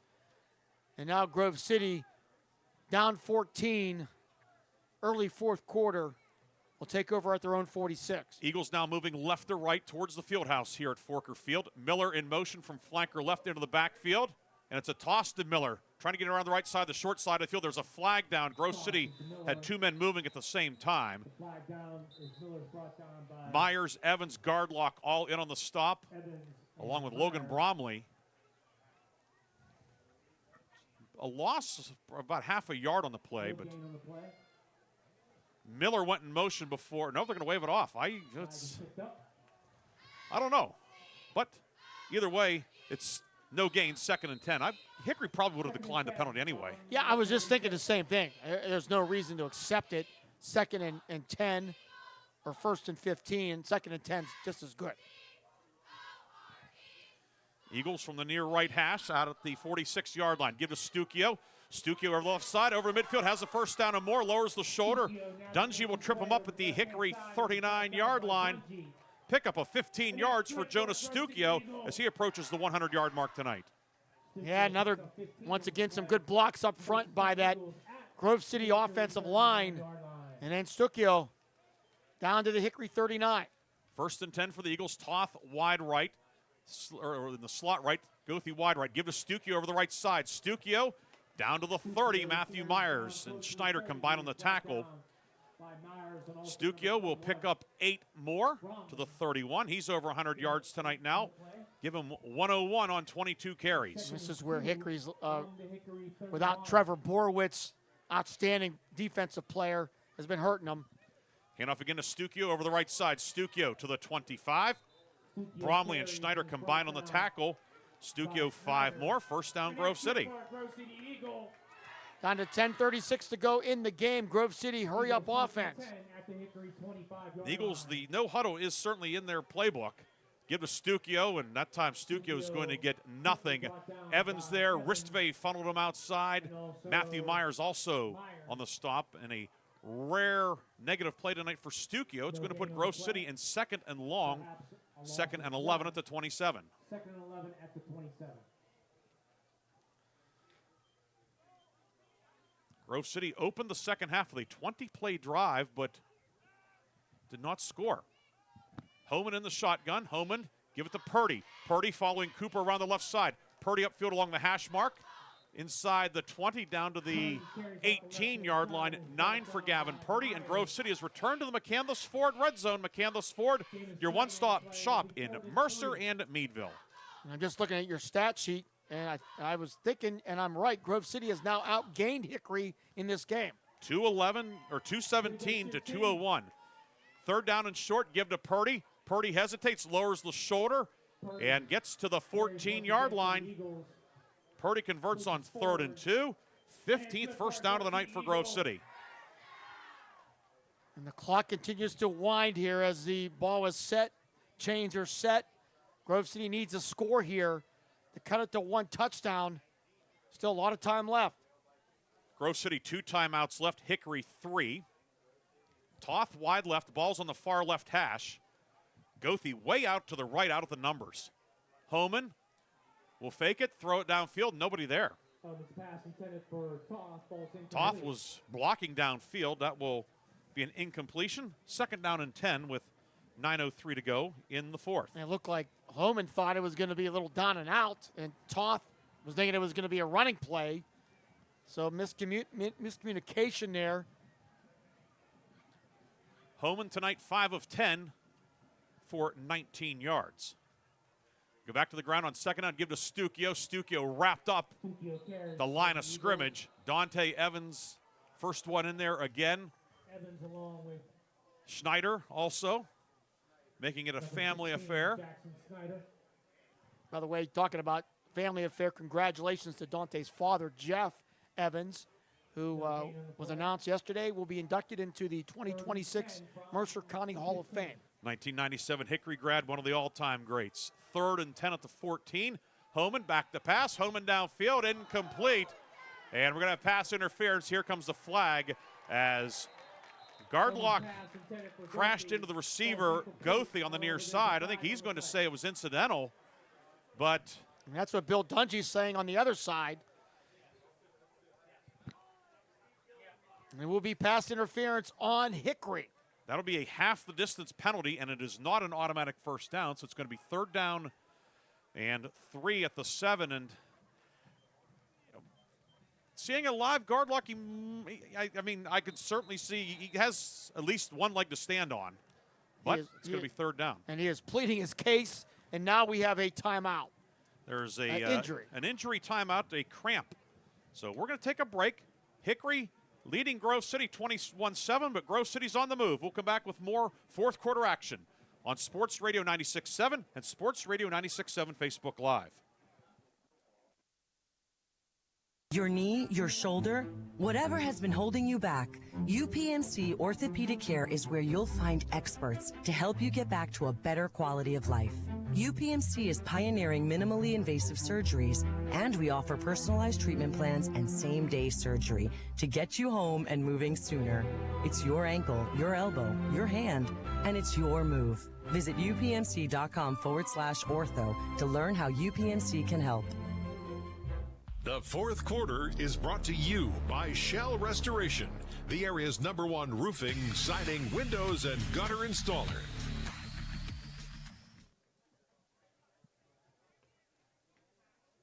It will be 3rd and 3 for Grove City at the 7 when we resume action as Cavante Miller, middle linebacker, still being worked on as they continue to work on the, looks like, left leg. And now he's going to get up and be able to head off on his own. But Hickory's going to be without its starting middle linebacker for at least one play.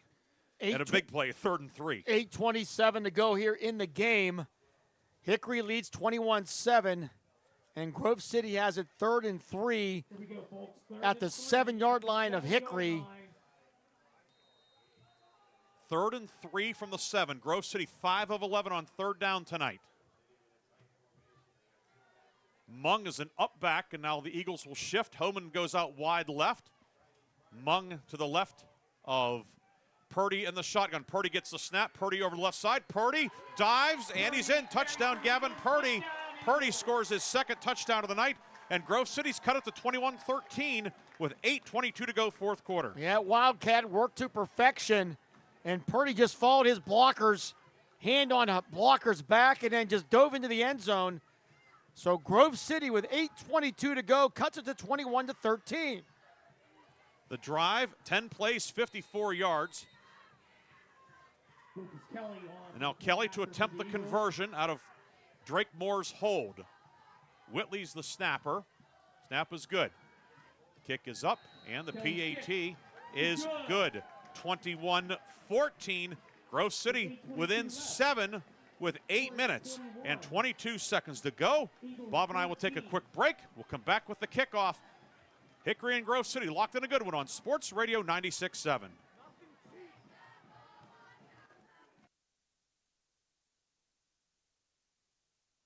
Why isn't it? If you financed your vehicle at the dealership, you're probably paying way more than you need. Refinance today and receive up to $100 from us. Lower your rate, shrink your payment, and smile more every month. It's fast and simple. For more details, go to gcafcu.org or text the word AUTO to 724-458-7520. The Grove City Area Federal Credit Union. Members of NCUA and Equal Opportunity Lender. The fourth quarter is brought to you by Shell Restoration, the area's #1 roofing, siding, windows, and gutter installer. 21-14 your score. Grove City within 7. Ryan Briggs, Bob Greenburg with you tonight. And Grove City, a 10-play, 54-yard drive that used 3:28. And 80th time these two programs will have played in high school football, and they've had some legendary matchups over the years, and another entertaining one here this evening as Grove City has outgained Hickory and really in the second half have outplayed them. And Grove City in the second half, 30 plays for 137 yards. Hickory 5 plays for 17 yards. But Hickory still with a 7-point lead. The difference, the Kelvin Morrison punt return late in the first half. Stucchio to kick off, has it teed up in the middle of the field at the 40. Dungy deep, along with Gardlock for Hickory. And it's a pooch far side, and going down to the ground and fielding it is Dante Evans, and Hickory will have it at the 37-yard line with 8:21 to go. Yeah, there's no way. Sam Mowry's kicking the ball deep again. So Hickory with only 5 plays from scrimmage here in this second half. Unbelievable stat. And they have it at their own 38-yard line with 8:21 to go, leading by 7. And you go back to that 2-point conversion that Hickory made. The pass from Dungy to Evans right now it turns out it might be a really big one. And it was a great play by Evans to dive and make the catch before it hit the turf. It certainly was not a garden variety two-pointer. 1st and 10, Morrison the deep back in the pistol behind Dungy. And the handoff is to Morrison. Morrison hesitates. He gets across the 40 to the 41-yard line. Pickup of 3 for Kelvin Morrison. Navarro on the stop. It'll be 2nd down. 2nd down and 7 upcoming at the 43-yard line as we have 8 minutes to go in regulation. Hickory has all of its timeouts remaining. Grove City with 2 timeouts at its disposal. Clock running, under 7:50 to go here in the game.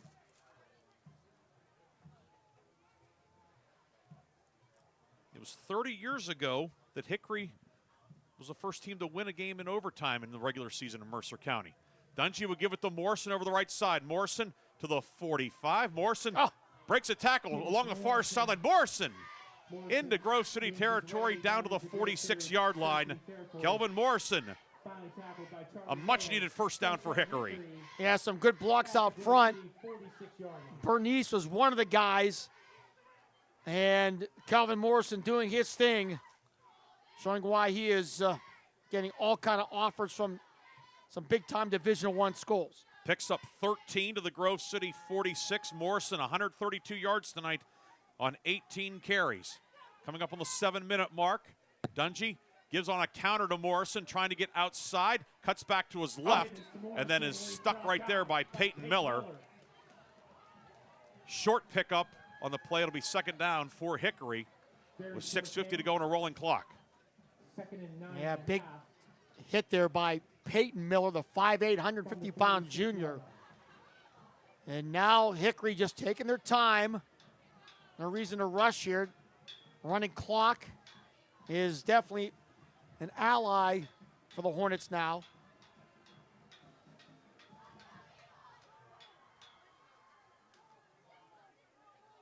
Hornets break the huddle. They have 2nd and 10 from the 46-yard line. Morrison to the right of Dungy in the pistol, and timeout Hickory. Yeah, some miscommunication here. Bill Dungy not happy as he is forced to call a timeout. Keep it here, Bob? He will keep it here. We'll keep it here. Reminder that after the game, we'll have the Reinhardt's Insurance Player of the Game and the Lock, Stock, and Barrel Play of the Game. That's coming up after the game. Again, we'll have an abbreviated post-game on the radio side. On our Sports Radio 96.7 Facebook, we will have a full post-game reaction from the field, scoring, stats, and much, much more. NFL update, the New York Giants lead Philadelphia Eagles 13-10. About 9 minutes to go in the first half there. Any updates on that Lakeview-Cochranton game? And the last report was our halftime report, which was 30-27. 0-7 Lakeview looking for their first win of the year. And it is a wild one in the Twin Cities. And NL playoffs, National League playoffs, Philadelphia and Dodgers tied 1-1 on the 10th. Phillies need to win to force a Game 5 on Saturday. Kind of a rough night for Philly fans. Got to be split between two of their beloved programs at the same time. 2nd and 10 for Hickory at the Grove City 46 after the timeout. 6:15 to go. Dungy will fake the handoff. Dungy spins out of one tackle and dives forward for a couple of yards. Jimmy Cooper able to bring him down. Jordan Gamble hit him in the backfield, and Dungy did a nice job of turning a short loss into a pickup of 2. Yeah, no question. Gamble was there, and then Cooper wrapped him up. But now 3rd down and 8. And this will be interesting to see if Hickory doesn't get much here. Would they elect to punt it away? But we'll see first on 3rd and 8. Dungy 6 of 9 passing tonight for 36 yards. Hornets are 3 of 6 on 3rd down. Peterson wide right. Evans is on the line of scrimmage to the right. Now guard lock motions left to right to the short side of the field. 3rd and 8. Back to pass. Dungy flushed out to his left, looking. He's going to throw it downfield, looking for Evans. He makes the catch at the 15. Evans breaking tackles and then is driven out of bounds. Dante Evans, a big catch, but a flag back upfield. And was Dungy past the line of scrimmage? I think that might be the call. We will see. He was near the line. Looked like he was behind. We'll see. Does Joe Lombardi about to tell us what the infraction is? A huge play by Dungy and Dante Evans. But it is a hold against Hickory. Oh, my. And actually, there are there's a flag here and then 2 in the midfield logo as well. So that's going to wipe out a 30-yard completion, the 11th flag of the night on Hickory, and now 3rd and 18 back in Hickory territory with 5:17 to go here in the 4th. What just a great play by Dungy, keeping his head up. Thought maybe he could run it there, but then he saw Dante Evans wide open, but all for naught. So now it's 3rd and 18 now for the Hornets as the ball back to their own 46. 5:17 to go here in the game. Hickory leads 21-14. Each team with 2 timeouts left. Peterson will be flanker left. Evans in the slot on the line of scrimmage. Receiver to the right as well. Back to pass. Dungy, deep drop. Dungy, he's going to set it downfield. Looking for guard lock and incomplete. He stumbled, went down. Peyton Miller with him step for step in coverage. It's 4th down, and Hickory will have to punt away the football with 5:09 to go. Yeah, it looked like Gardlock might even slipped a little bit to the ground. There was some contact, but when he slipped first, that kind of took away that potential flag, I think. Well, it is a chilly night, and this is the lowest spot in the borough of Grove City, so probably some condensation on the field at this point. And Hickory will punt it away. Charlie Miller back at his own 15 for Grove City. Gardlock to kick. Hosick will snap. 5:09 to go here in regulation. Snap was a good one. Kick downfield, and Miller will make the fair catch at his own 26-yard line. At their 27-yard line. 5 minutes, 5 seconds to go in regulation. Grove City will take over. They'll mark it at the 27. The kick, a 27-yarder. Grove City has it there. 2 timeouts left for the Eagles, who have amassed 209 rushing yards tonight on 45 carries. Oh, but there was a penalty against Hickory, illegal substitution, and Grove City's going to ask for a re-kick.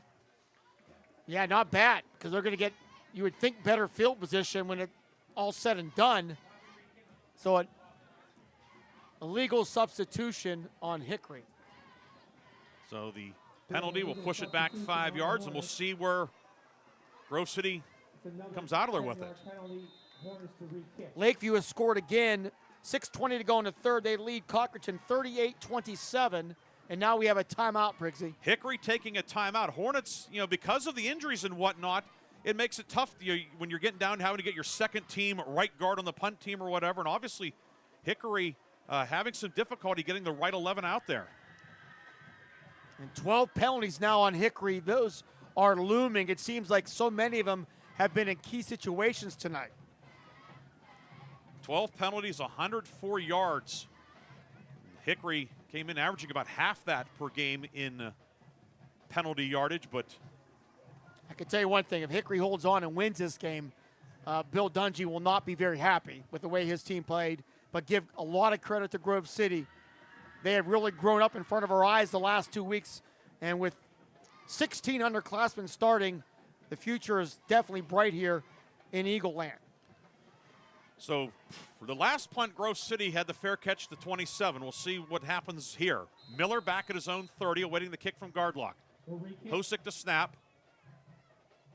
Snap, a bullet, chest high. The kick high, end over end. It is a short kick, hits the 38, takes a sideways bounce, and then is downed by Husband at the 36.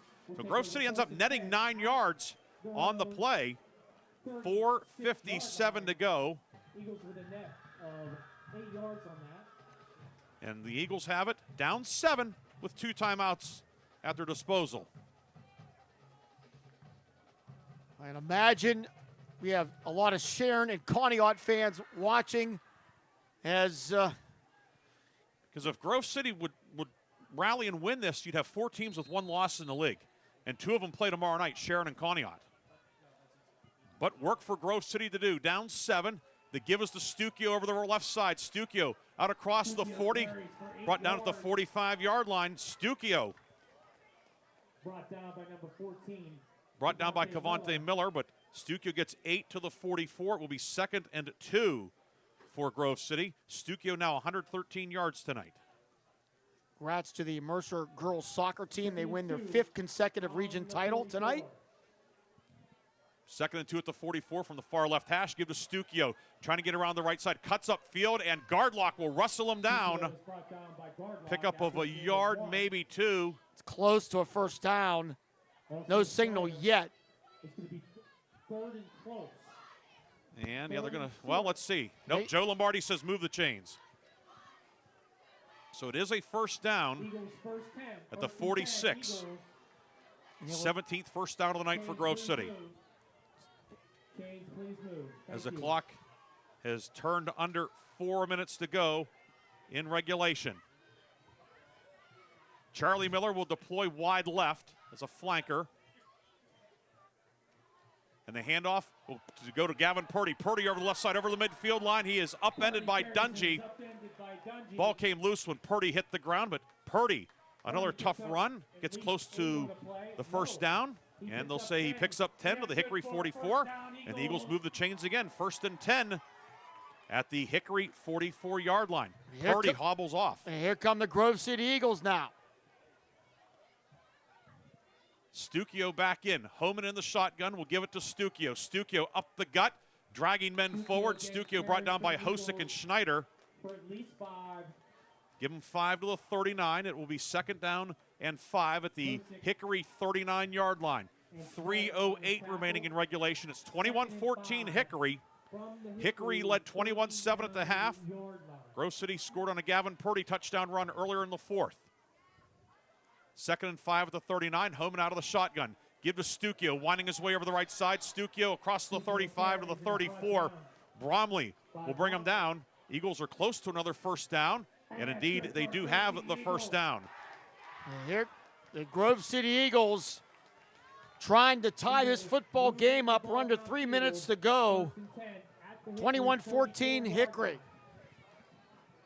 1st and 10 at the 39 from the near right hash. Give to Stuckio. Follows Cooper over the left side. Stuckio inside the 30, down to the 27-yard line. And at this point, there's not much magic here for this Grove City offense. They're just running the football. No mystery to it. And you're just pounding it right at the Hornet defense. 2nd and 3 at the 27. Eagles quickly back to the line. Goethe wide right. Miller to the left. To give us to Stuckio. Stuckio up the gut. Brought down at the 25. He's going to be about half a yard short. And we're under 2 minutes to go here in regulation. 3rd and about probably 18 inches for Grove City. Purdy back in. Grove City 2 timeouts. Hickory with 1 timeout left. 3rd and short at the 25. Grove City 6 of 12 on 3rd down. Homan out of the shotgun. Give to Purdy. He's hit in the backfield by Matthew Myers. And Matthew Myers with maybe the biggest play of the night and the season for the Hickory defense. Making like Michael Myers this time of year. 4th and 4 back at the 28-yard line. And we're down to 1:20 to go here.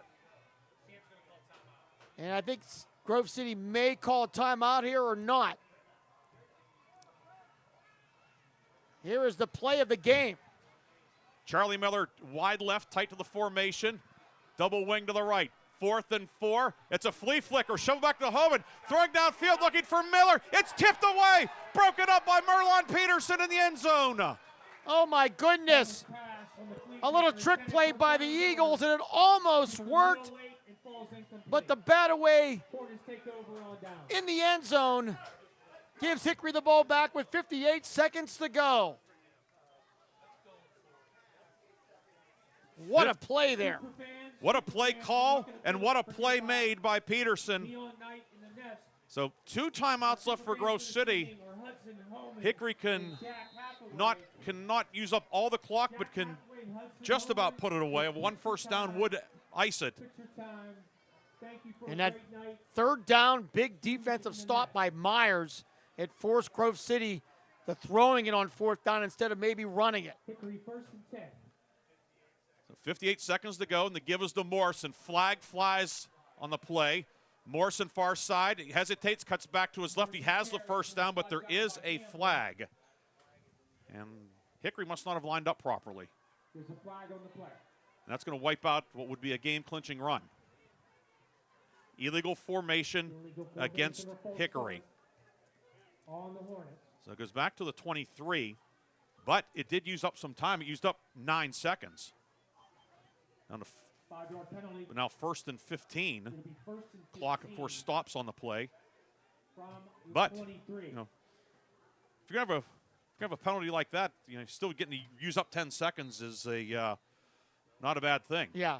Right now, time is the key part of this ending here. I think Hickory can just take a knee, Bob. Because even with the 2 timeouts, take a couple knees. They can't stop it after 3rd down. Handoff is to Morrison. Morrison fighting through, trying to get out the back door. There he goes to the 35. Morrison to the 40, gets the first down, and that will do it. Kelvin Morrison, on a night in which he had a big first half and Hickory did not do much in the second half, Kelvin Morrison comes up with a huge play, pickup of 15 with 28 seconds to go. And they're going to put some time back on the clock. 36 seconds. So some excessive time ran off, 36 seconds. But it's going to be victory formation for the Hickory Hornets, who are going to find a way to get it done on the road tonight at Grove City. This Grove City team put up a lot of fight, but as they used to say in those other NFL films, great teams aren't always great. They're only great when they have to be, and Hickory was great when it had to be tonight, Bob. And their defense got pushed around a lot tonight, but they made the big play, the 2 big plays when they had to in this final drive. Hickory does not have to snap it. Grove City not going to use the timeouts at this point.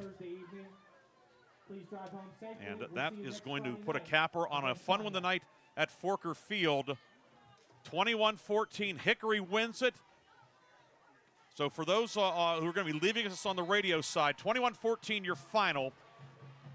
Our lock, stock, and barrel play of the game, the Kelvin Morrison punt return late in the second quarter. Our Reinhardt's Insurance player of the game, Kelvin Morrison, 3 total touchdowns, 147 yards rushing, plus that game-clinching run at the end. So those are our post-game awards. We'll expand upon those on Facebook Live.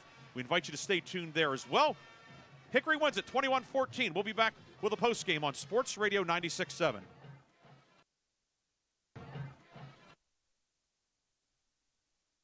Your hip, your knee, your shoulder, whatever has been holding you back, UPMC Orthopedic Care is where you'll find experts to help you get back to a better quality of life. UPMC is pioneering minimally invasive surgeries, and we offer personalized treatment plans and same-day surgery to get you home and moving sooner. It's your ankle, your elbow, your hand, and it's your move. Visit upmc.com/ortho to learn how UPMC can help. When the finest cuts of meat combine with just the right amount of fire and seasonings, you don't need anything else except a fork and a plate. Get ready for the most amazing dining experience ever. When you're out with your friends or looking for a place to stop before or after the games, Vay's Pub and Grill is the place for you. You've been listening to High School Sports on the Cumulus Sports Network. Tonight's game has been brought to you by Bill McCandless Ford, located in Mercer and Meadville, the Reinhardt's agency. It's not the insurance they sell, but the service that makes them better. Lock, stock, and barrel, serving giant subs since 1973. Meadville Medical Center, your independent community health system. Shell Restoration, the area's leading installer for roofing, siding, windows, and gutters. St. Paul's in Greenville, and the Ridgewood at Shenango Valley Senior Living Communities. Grove City Area Federal Credit Union, banking but better. Attorney Bill Motor, excellence, experience, and integrity. UPMC Health System, changing healthcare, changing lives. Mercer County State Bank, community-minded since 1911. Mancino's Driving School, where safe driving starts. Vay's Pub and Grill, make it special, make it Vay's. The Sharon American Legion Post 299. Strong advocates for veterans and their families.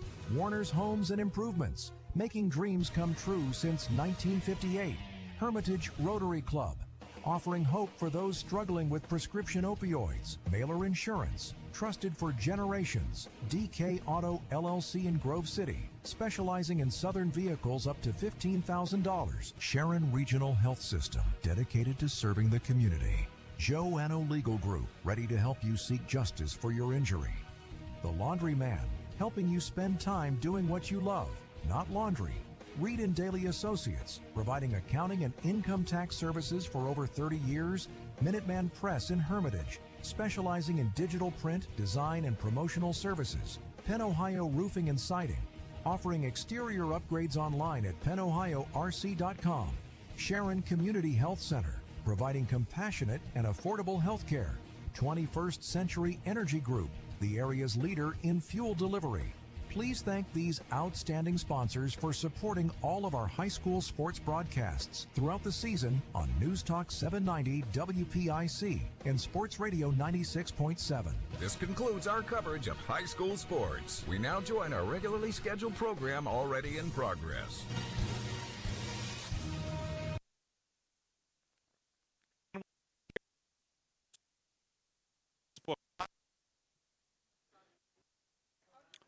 Here, along with Bob Greenberg. Bob is down on the field. We'll be going down to Bob in a few moments as he'll have our Reinhardt's Insurance Player of the Game, which is Hickory Junior tailback Kelvin Morrison. And he'll be talking with him as well as Hickory head coach Bill Dungy. Hickory pulls out a 21-14 win tonight over the Grove City Eagles. We can give you the scoring recap in this one. As it was Grove City taking a 7-0 lead with 4:53 to go in the first quarter. Gavin Purdy, a 6-yard touchdown run, capping a 7-play, 74-yard drive. Lucas Kelly with the PAT, and Grove City had a 7-0 lead. Kelvin Morrison tied the game at 3:22 of the first quarter, a 34-yard touchdown run, 4 plays, 58 yards on the drive. Callum Dare's extra point tied it with 3:22 to go first quarter. Hickory then took the lead for the first time, 6:26 mark of the second quarter. Morrison scores from 5 yards out, capping a 12-play, 85-yard drive that used 5:34. Extra point blocked, it was 13-7. We're going to go down to Bob now. How you doing? Coach, obviously a win, but you're not very happy. No, the thing is, first of all, just give credit to Coach Sam and Grove City. I mean, he's got that young team, and they're playing. I told you before the game, nobody's running the ball in between the tackles on them. They're doing a great job. They're physical, all right, but we didn't play smart football at all. Double-digit penalties, over 100 yards and penalties. It's not Hickory Hornet football. Our focus is not there. Just disappointed from that standpoint. Happy that we just fought through. It was just guts. And sometimes you need to win that way, but self-inflicted wounds and penalties, I'm just not happy with that performance. Obviously, the big play on the last drive, Matthew Myers with a big play in the backfield. Yeah, shooting the gap, making a big play, and Coach Matt challenged him all week as a senior to make those plays. I'm so happy for Matthew Myers making that big play to forcing the 4th down and 5, and then from there, Christian back there and Merlin with the big stop on the pass play. So happy we got to stop there. Anytime somebody kicks to one of your guys, you got to be smiling, and obviously Kelvin ended that first half as the play of the game. It was the play of the game, and we were surprised. They kicked it there. We thought they would try to kick it out of bounds, and we would have to go. We were just talking about 2-minute drill there. They kicked it to Calvin, and once he makes the first guy miss, you're not going to stop him. So just a huge play by Calvin there, and it ended up being the game winner. You never know at that point, but a big play there, and then the 2-point conversion was huge to make sure we were at 7. Obviously, your defense got pushed around here tonight, but they bent but didn't break at the end. Yeah, and obviously you start missing key guys on defense. Obviously, Trevor and Jakai, the 2 outside linebackers, are missing there. But Grove City did a great job. We got stops when we needed to, but guys, miscommunication, misalignment, just not happy with that. But give credit to where credit is due. Grove City did a great job. They had a great plan, and they moved the ball and kept our offense off the field. You win at least a piece of the region title tonight. What's that mean? It means a lot. We won 2 District 10 championships, and we haven't won a region championship since 2020. So it's something we haven't completed that goal yet. We want to finish it off next Friday at home against Slippery Rock and win it outright. But I told these guys before the game, there's a piece of history out there for them, and anytime there's a championship involved, you want to win it. So happy from that standpoint. We want to finish it out next Friday. Bill Dungy, congratulations. Thanks, Bob. Appreciate it. There you go, Briggsy. That's Coach.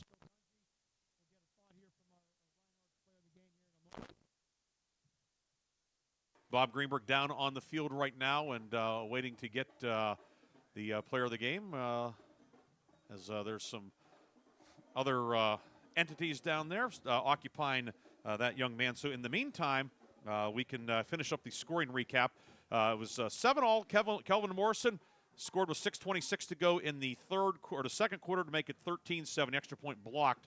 That drive was 12 plays, 85 yards. And then the play that Bob and Coach Dungy alluded to, Kelvin Morrison returned a punt 71 yards for a touchdown with 38 seconds to go in the second quarter. That was a situation. Grove City had a third down play, and the clock was running. Hickory out of timeouts. Grove City threw a pass. The pass was on target but not caught. That stopped the clock. Grove City then had to punt, and Morrison takes it 71 yards for a touchdown to make it 19-7. Dante Evans caught the two-pointer to make it 21-7. Grove City opened the third quarter with a 20-play drive, but turned it over on downs. However, the Eagles score on a 10-play, 54-yard drive with 8:22 to go. Gavin Purdy, a 7-yard touchdown run to cap that drive that used 3.5 minutes. Lucas Kelly, the PAT, 21-14. Grove City drove into Hickory territory late, but on fourth down, Merlin Peterson batting down a pass into the end zone. Grove City running a flea flicker, and Hickory coming up with a defensive play to clinch the win. And the Hornets go to 7-1 overall, 4-0 in the league. Grove City now 4-4 overall, 2-2 in league play. But Grove City has shown a lot of intestinal fortitude these last few weeks. Down 21-0 last week against Sharon, came back, had a chance to perhaps send it to overtime last week. Then tonight down 21-7 in the fourth quarter, coming back and having, again, a chance in the closing moments. And, of course, Oil City a couple weeks ago, they were down 14-0 at Slippery Rock. Grove City, it's never over till it's over with this Grove City team. But tonight, Hickory able to come up with the victory, 21-14. Looking at some team stats on the looking at the numbers, Grove City tonight outgaining Hickory 264 to 234. Eagles 245 rushing yards on 53 carries, 19 passing yards, 264 yards on 64 plays, 19 first downs for the Eagles. For Hickory, 198 rushing yards, 36 passing yards. And we'll send it down to Bob with our Reinhardt's Insurance player of the game. Morrison.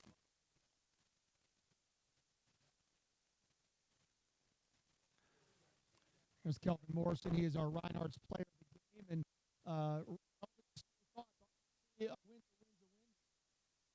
yeah.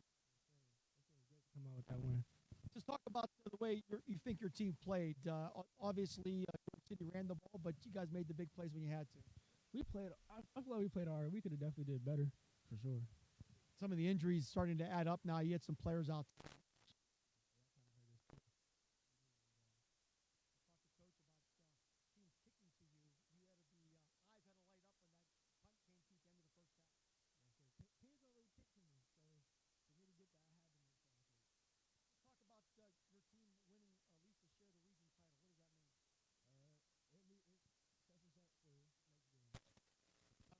But you also went over 3,000 career yards tonight. You joined Chuck Carr, Deshaun Coleman, Andre Coleman. You're the fourth player ever to do it at Hickory. I assume you know those names, and what does it mean to you? It feels great. That's what I needed to do. You have one more home game left. What's the goal? Winning that game. I'm gonna try to go for 5. Calvin Morrison, congratulations, our Reinhardt's player of the game. Yes, sir. Thank you. All right, there you go. All right, thank you very much, Bob. And joined by our Reinhardt's Insurance player of the game, Kelvin Morrison. Morrison tonight with 147 rushing yards, 2 touchdowns. Also had a punt return for a touchdown tonight. And the punt was our lock, stock, and barrel play of the game. Kelvin Morrison has received a customized T-shirt courtesy of the Laundryman in Hermitage. Those go to all of our lock, stock, and barrel, our Reinhardt's Insurance players of the game. So congratulations to Hickory's Kelvin Morrison, 20 carries, 147 yards, 2 rushing touchdowns, and a 71-yard punt return for touchdown. Turned out to be the difference in this one. Grove City rallied late, but Hickory wins at 21-14. And now let's go down to Briggsy back down here with Sam Lowry of the Grove City Eagles. And obviously, Coach, a battle here tonight to the end. Your thoughts? What a great Thursday night of high school football, and just great high school football game. We were just so proud of the kids again. Just continuing to fight for 4 years, and one of the things that just impressed us as coaches tonight is just the attitude of the kids through the game, and you could see them continue to believe and gain confidence, and did some great things offensively. Was able to control the ball there in the second half, and we know they have some players on some clock and move the chains, and a little bit. So proud of the effort of the game. Obviously, a 20-play drive to start the second half, but getting no points or hurt. Right. Those are things that down in the red zone, we got to capitalize and finish on those instances, and those are things that we'll look at and clean up. In the first half, obviously, you had a play that could have connected for a big one, and then you forced a punt, and that turned out bad. Just a thought about the end of that first half. Right, just tough in special teams, and obviously Three's such an electric player, and he was able to get his hands on it and made a great return.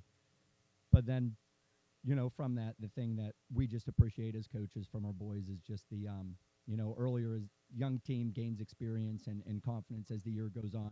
Maybe earlier in the year, that's something that breaks them, and just their response to that and their attitude in the locker room and their positivity and encouragement was something that was special to see, and to see them come out in the second half and respond like that, we were very proud of that. Bright future with a lot of underclassmen getting a lot of big-time moments and minutes this year. Yeah, they're doing a great job, and you can see them growing up right before our eyes. And even though we have a lot of young players contributing, that leadership from our junior and senior class is what sort of guides the team. They feed off of that older leadership, and our seniors are just doing a great job setting the tone and being an example for our younger players. Got one more home game next Friday night, Conneaut. Just a quick thought. Yeah, just gonna go back and review the film and find things we can improve on, and we're gonna enjoy every day we get to spend with the boys here. Sam, great seeing you. Best of luck. Thank you. Appreciate it. Appreciate it. Sam Mowry, head coach. Thank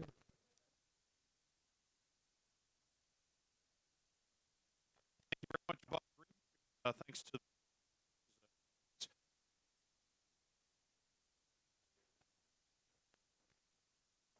Hickory's Bill Dungy and Grove City's Sam Mowry for joining us here in the post game. 21-14 a final. Hickory able to get the win and clinch at least a share of the region title. So we gave you the scoring recap. Getting into the the stats portion. Grove City 264 yards, as we said. Hickory 234, 198 yards on 27 carries. Hickory 36 yards tonight passing. Hickory 234 on 37 plays. Hickory with 13 first downs tonight. Individual numbers for Grove City quarterback Heath Homan, 5 of 11 for 19 yards. Gavin Purdy, 2 catches for 7 yards. Jonas Stukio, 2 catches for -1. And Levi Toth, 1 catch for 13 yards. Stukio, 31 carries, 134 yards. Gavin Purdy, 17 carries, 94 yards, 2 scores. Homan ran twice for 13 yards. Toth ran once for 3 yards. Charlie Miller, 2 carries for 1 yard. On the Hickory side, Christian Dungy, 6 of 10 for 36 yards. Marzair Gardlock, 4 catches for 47 yards. Kelvin Morrison, 2 catches for -11. Morrison, he was definitely on the plus side in the ground game, however. 20 carries, 147 yards, and 2 scores. Dungy ran it 7 times for 51 yards. Penalties, Hickory 13 flags for 109 yards. Grove City 3 penalties for 20 yards. Time of possession, Grove City a 7-minute edge, 27-30 to 20-30. Eagles were 6 of 13 on third down. Hickory 3 of 7. We did not have a turnover in tonight's game.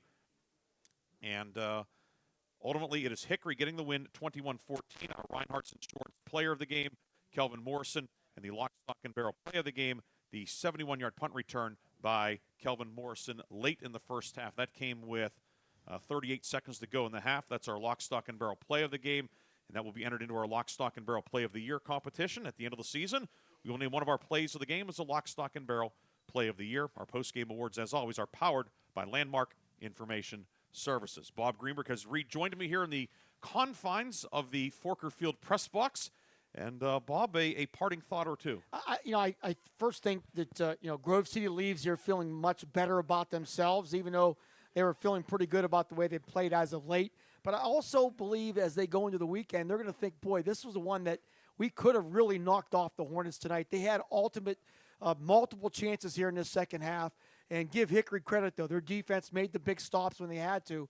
But Grove City, I think, the team of the future, there's no question about that. In the second half tonight, Grove City executed 39 offensive plays. Hickory, 11. But the last one Hickory ran was the Kelvin Morrison run that got a first down to clinch the win. And thus Hickory goes to 7-1 overall, 4-0 in the league. Grove City 4-4 overall, 2 up and 2 down in region play. Hickory hosts Slippery Rock next week, a chance to clinch the region title outright, which thought was the notable Coach Dungy pointed out. There have been years Hickory's won the district title and has not won the league. Chance to hang a banner next week. And that is something he'll be talking about, I'm sure, all week for sure. A quick update late in the third quarter. How about this? Lakeview now leads Cochraton 46-27. Owen Reynolds, per Tom, having a huge night for the Sailors. So still a long way to go. Who knows where it's going to end, but the Sailors having a night tonight, trying to get their first win. And they've been doing a lot of good things. You talk about Grove City being young. Grove City looks like grizzled veterans compared to Lakeview. I'm not sure how many Lakeview kids can even legally drive or need to shave. But the Sailors, be a big win for them. Just I've had a chance to see them on film and stuff doing the stats. You can see the progress they're making. Just when you have to play a Reynolds and Greenville back-to-back in there, plus Cambridge Springs in league play. They've taken some lumps. They had a battle with Sharpsville a couple weeks ago. They lost in overtime. Hopefully Lakeview can close out that one and get win number 1 this year. And I think that's going to do it. Yes, it is. And what a night tonight on a special Thursday night. I don't remember how many, if ever, I've done a Thursday night game. I remember doing a Thursday night game, Oil City at Sharon, probably 15 years ago or so. But that's about it. Well, playoff game. The Farrell and Cambridge Springs, I think, played a 1A title game on a Thursday night. The one year, there's the year that Middlesex beat Cochraton in a semifinal game at Wilmington. It was like 2-0 at the half or something. And the one year they played all the 1A games on Thursdays. But in terms of regular season, it's been quite a while. Yeah, I don't remember, but tonight was fun. It was like in the old days, Thursday night football always used to be really special. Like it was like once or twice a year, usually around the World Series or whatever. Well, tonight we did it tonight, presumably for the only time. I guess you never know for sure, but certainly it lived up to the billing and then some. No question about it. Hickory with the big win, Grove City with a statement, even in a losing effort. So a lot to be proud of here on both sides. I want to thank the folks here at Grove City, Casey Young, the athletic director, Dr. Brennan Smith, the principal, everybody here, the press box folks, Bobby Thorne, Dal Meisenhelder, thanks to them. Upstairs, Lee Gross on camera doing an outstanding job as always, and Art Shannon was our studio producer on Sports Radio 96.7. We, of course, are on Facebook now. The other football game, other Eagles and Giants, as opposed to Eagles and Hornets, are on there. But thanks to Art, and I get to work with Art again tomorrow night, and Lee tomorrow for Conneaut at Sharon. Colton Hoffman and I will have that one. Those teams, though, the winner of that one's going to be in second place in the league all alone, and presumably would clinch a playoff spot for sure. It will be interesting to say the least. And Conneaut 6-1. Sharon coming off a win last week over Grove City to get to 4-3. Bob, thanks for everything that you do, putting everything together during the week. Always fun to work with you. I think this is a football record 3 times for us, all of about the last month or so. Mark Slazak is a busy guy down at Westminster, so at this point, we're going to fill our booth, however combinations we got to do at this point. And we're mixing and matching lineups like Derek Shelton did with the Pirates back in April, but with more success. No question about that. So tonight, I know you are off. Your son David's in from out of town, from Florida, so I think you're going to go someplace nice for dinner with plates and silverware and everything. We'll take care of him tomorrow night. I may pop in for the fifth quarter scoreboard show to help out a little bit until you get back from Tiger Stadium. So, Bob, thank you. Thanks to Art. Thanks to Lee. Thanks to everybody who tuned in tonight. Thanks to all of our sponsors as well. You can check those out here on the screen one last time. Put those up there as well. For Bob Greenberg, this is Ryan Briggs saying good night from Grove City's Forker Field. Hickory clinches a share of the league title, holding on for 21-14 win. And you watched it or listened, or both, on Sports Radio 96.7 and Sports Radio 96.7 Facebook Live. Have a great night. We'll talk to you tomorrow night on Sports Radio 96.7.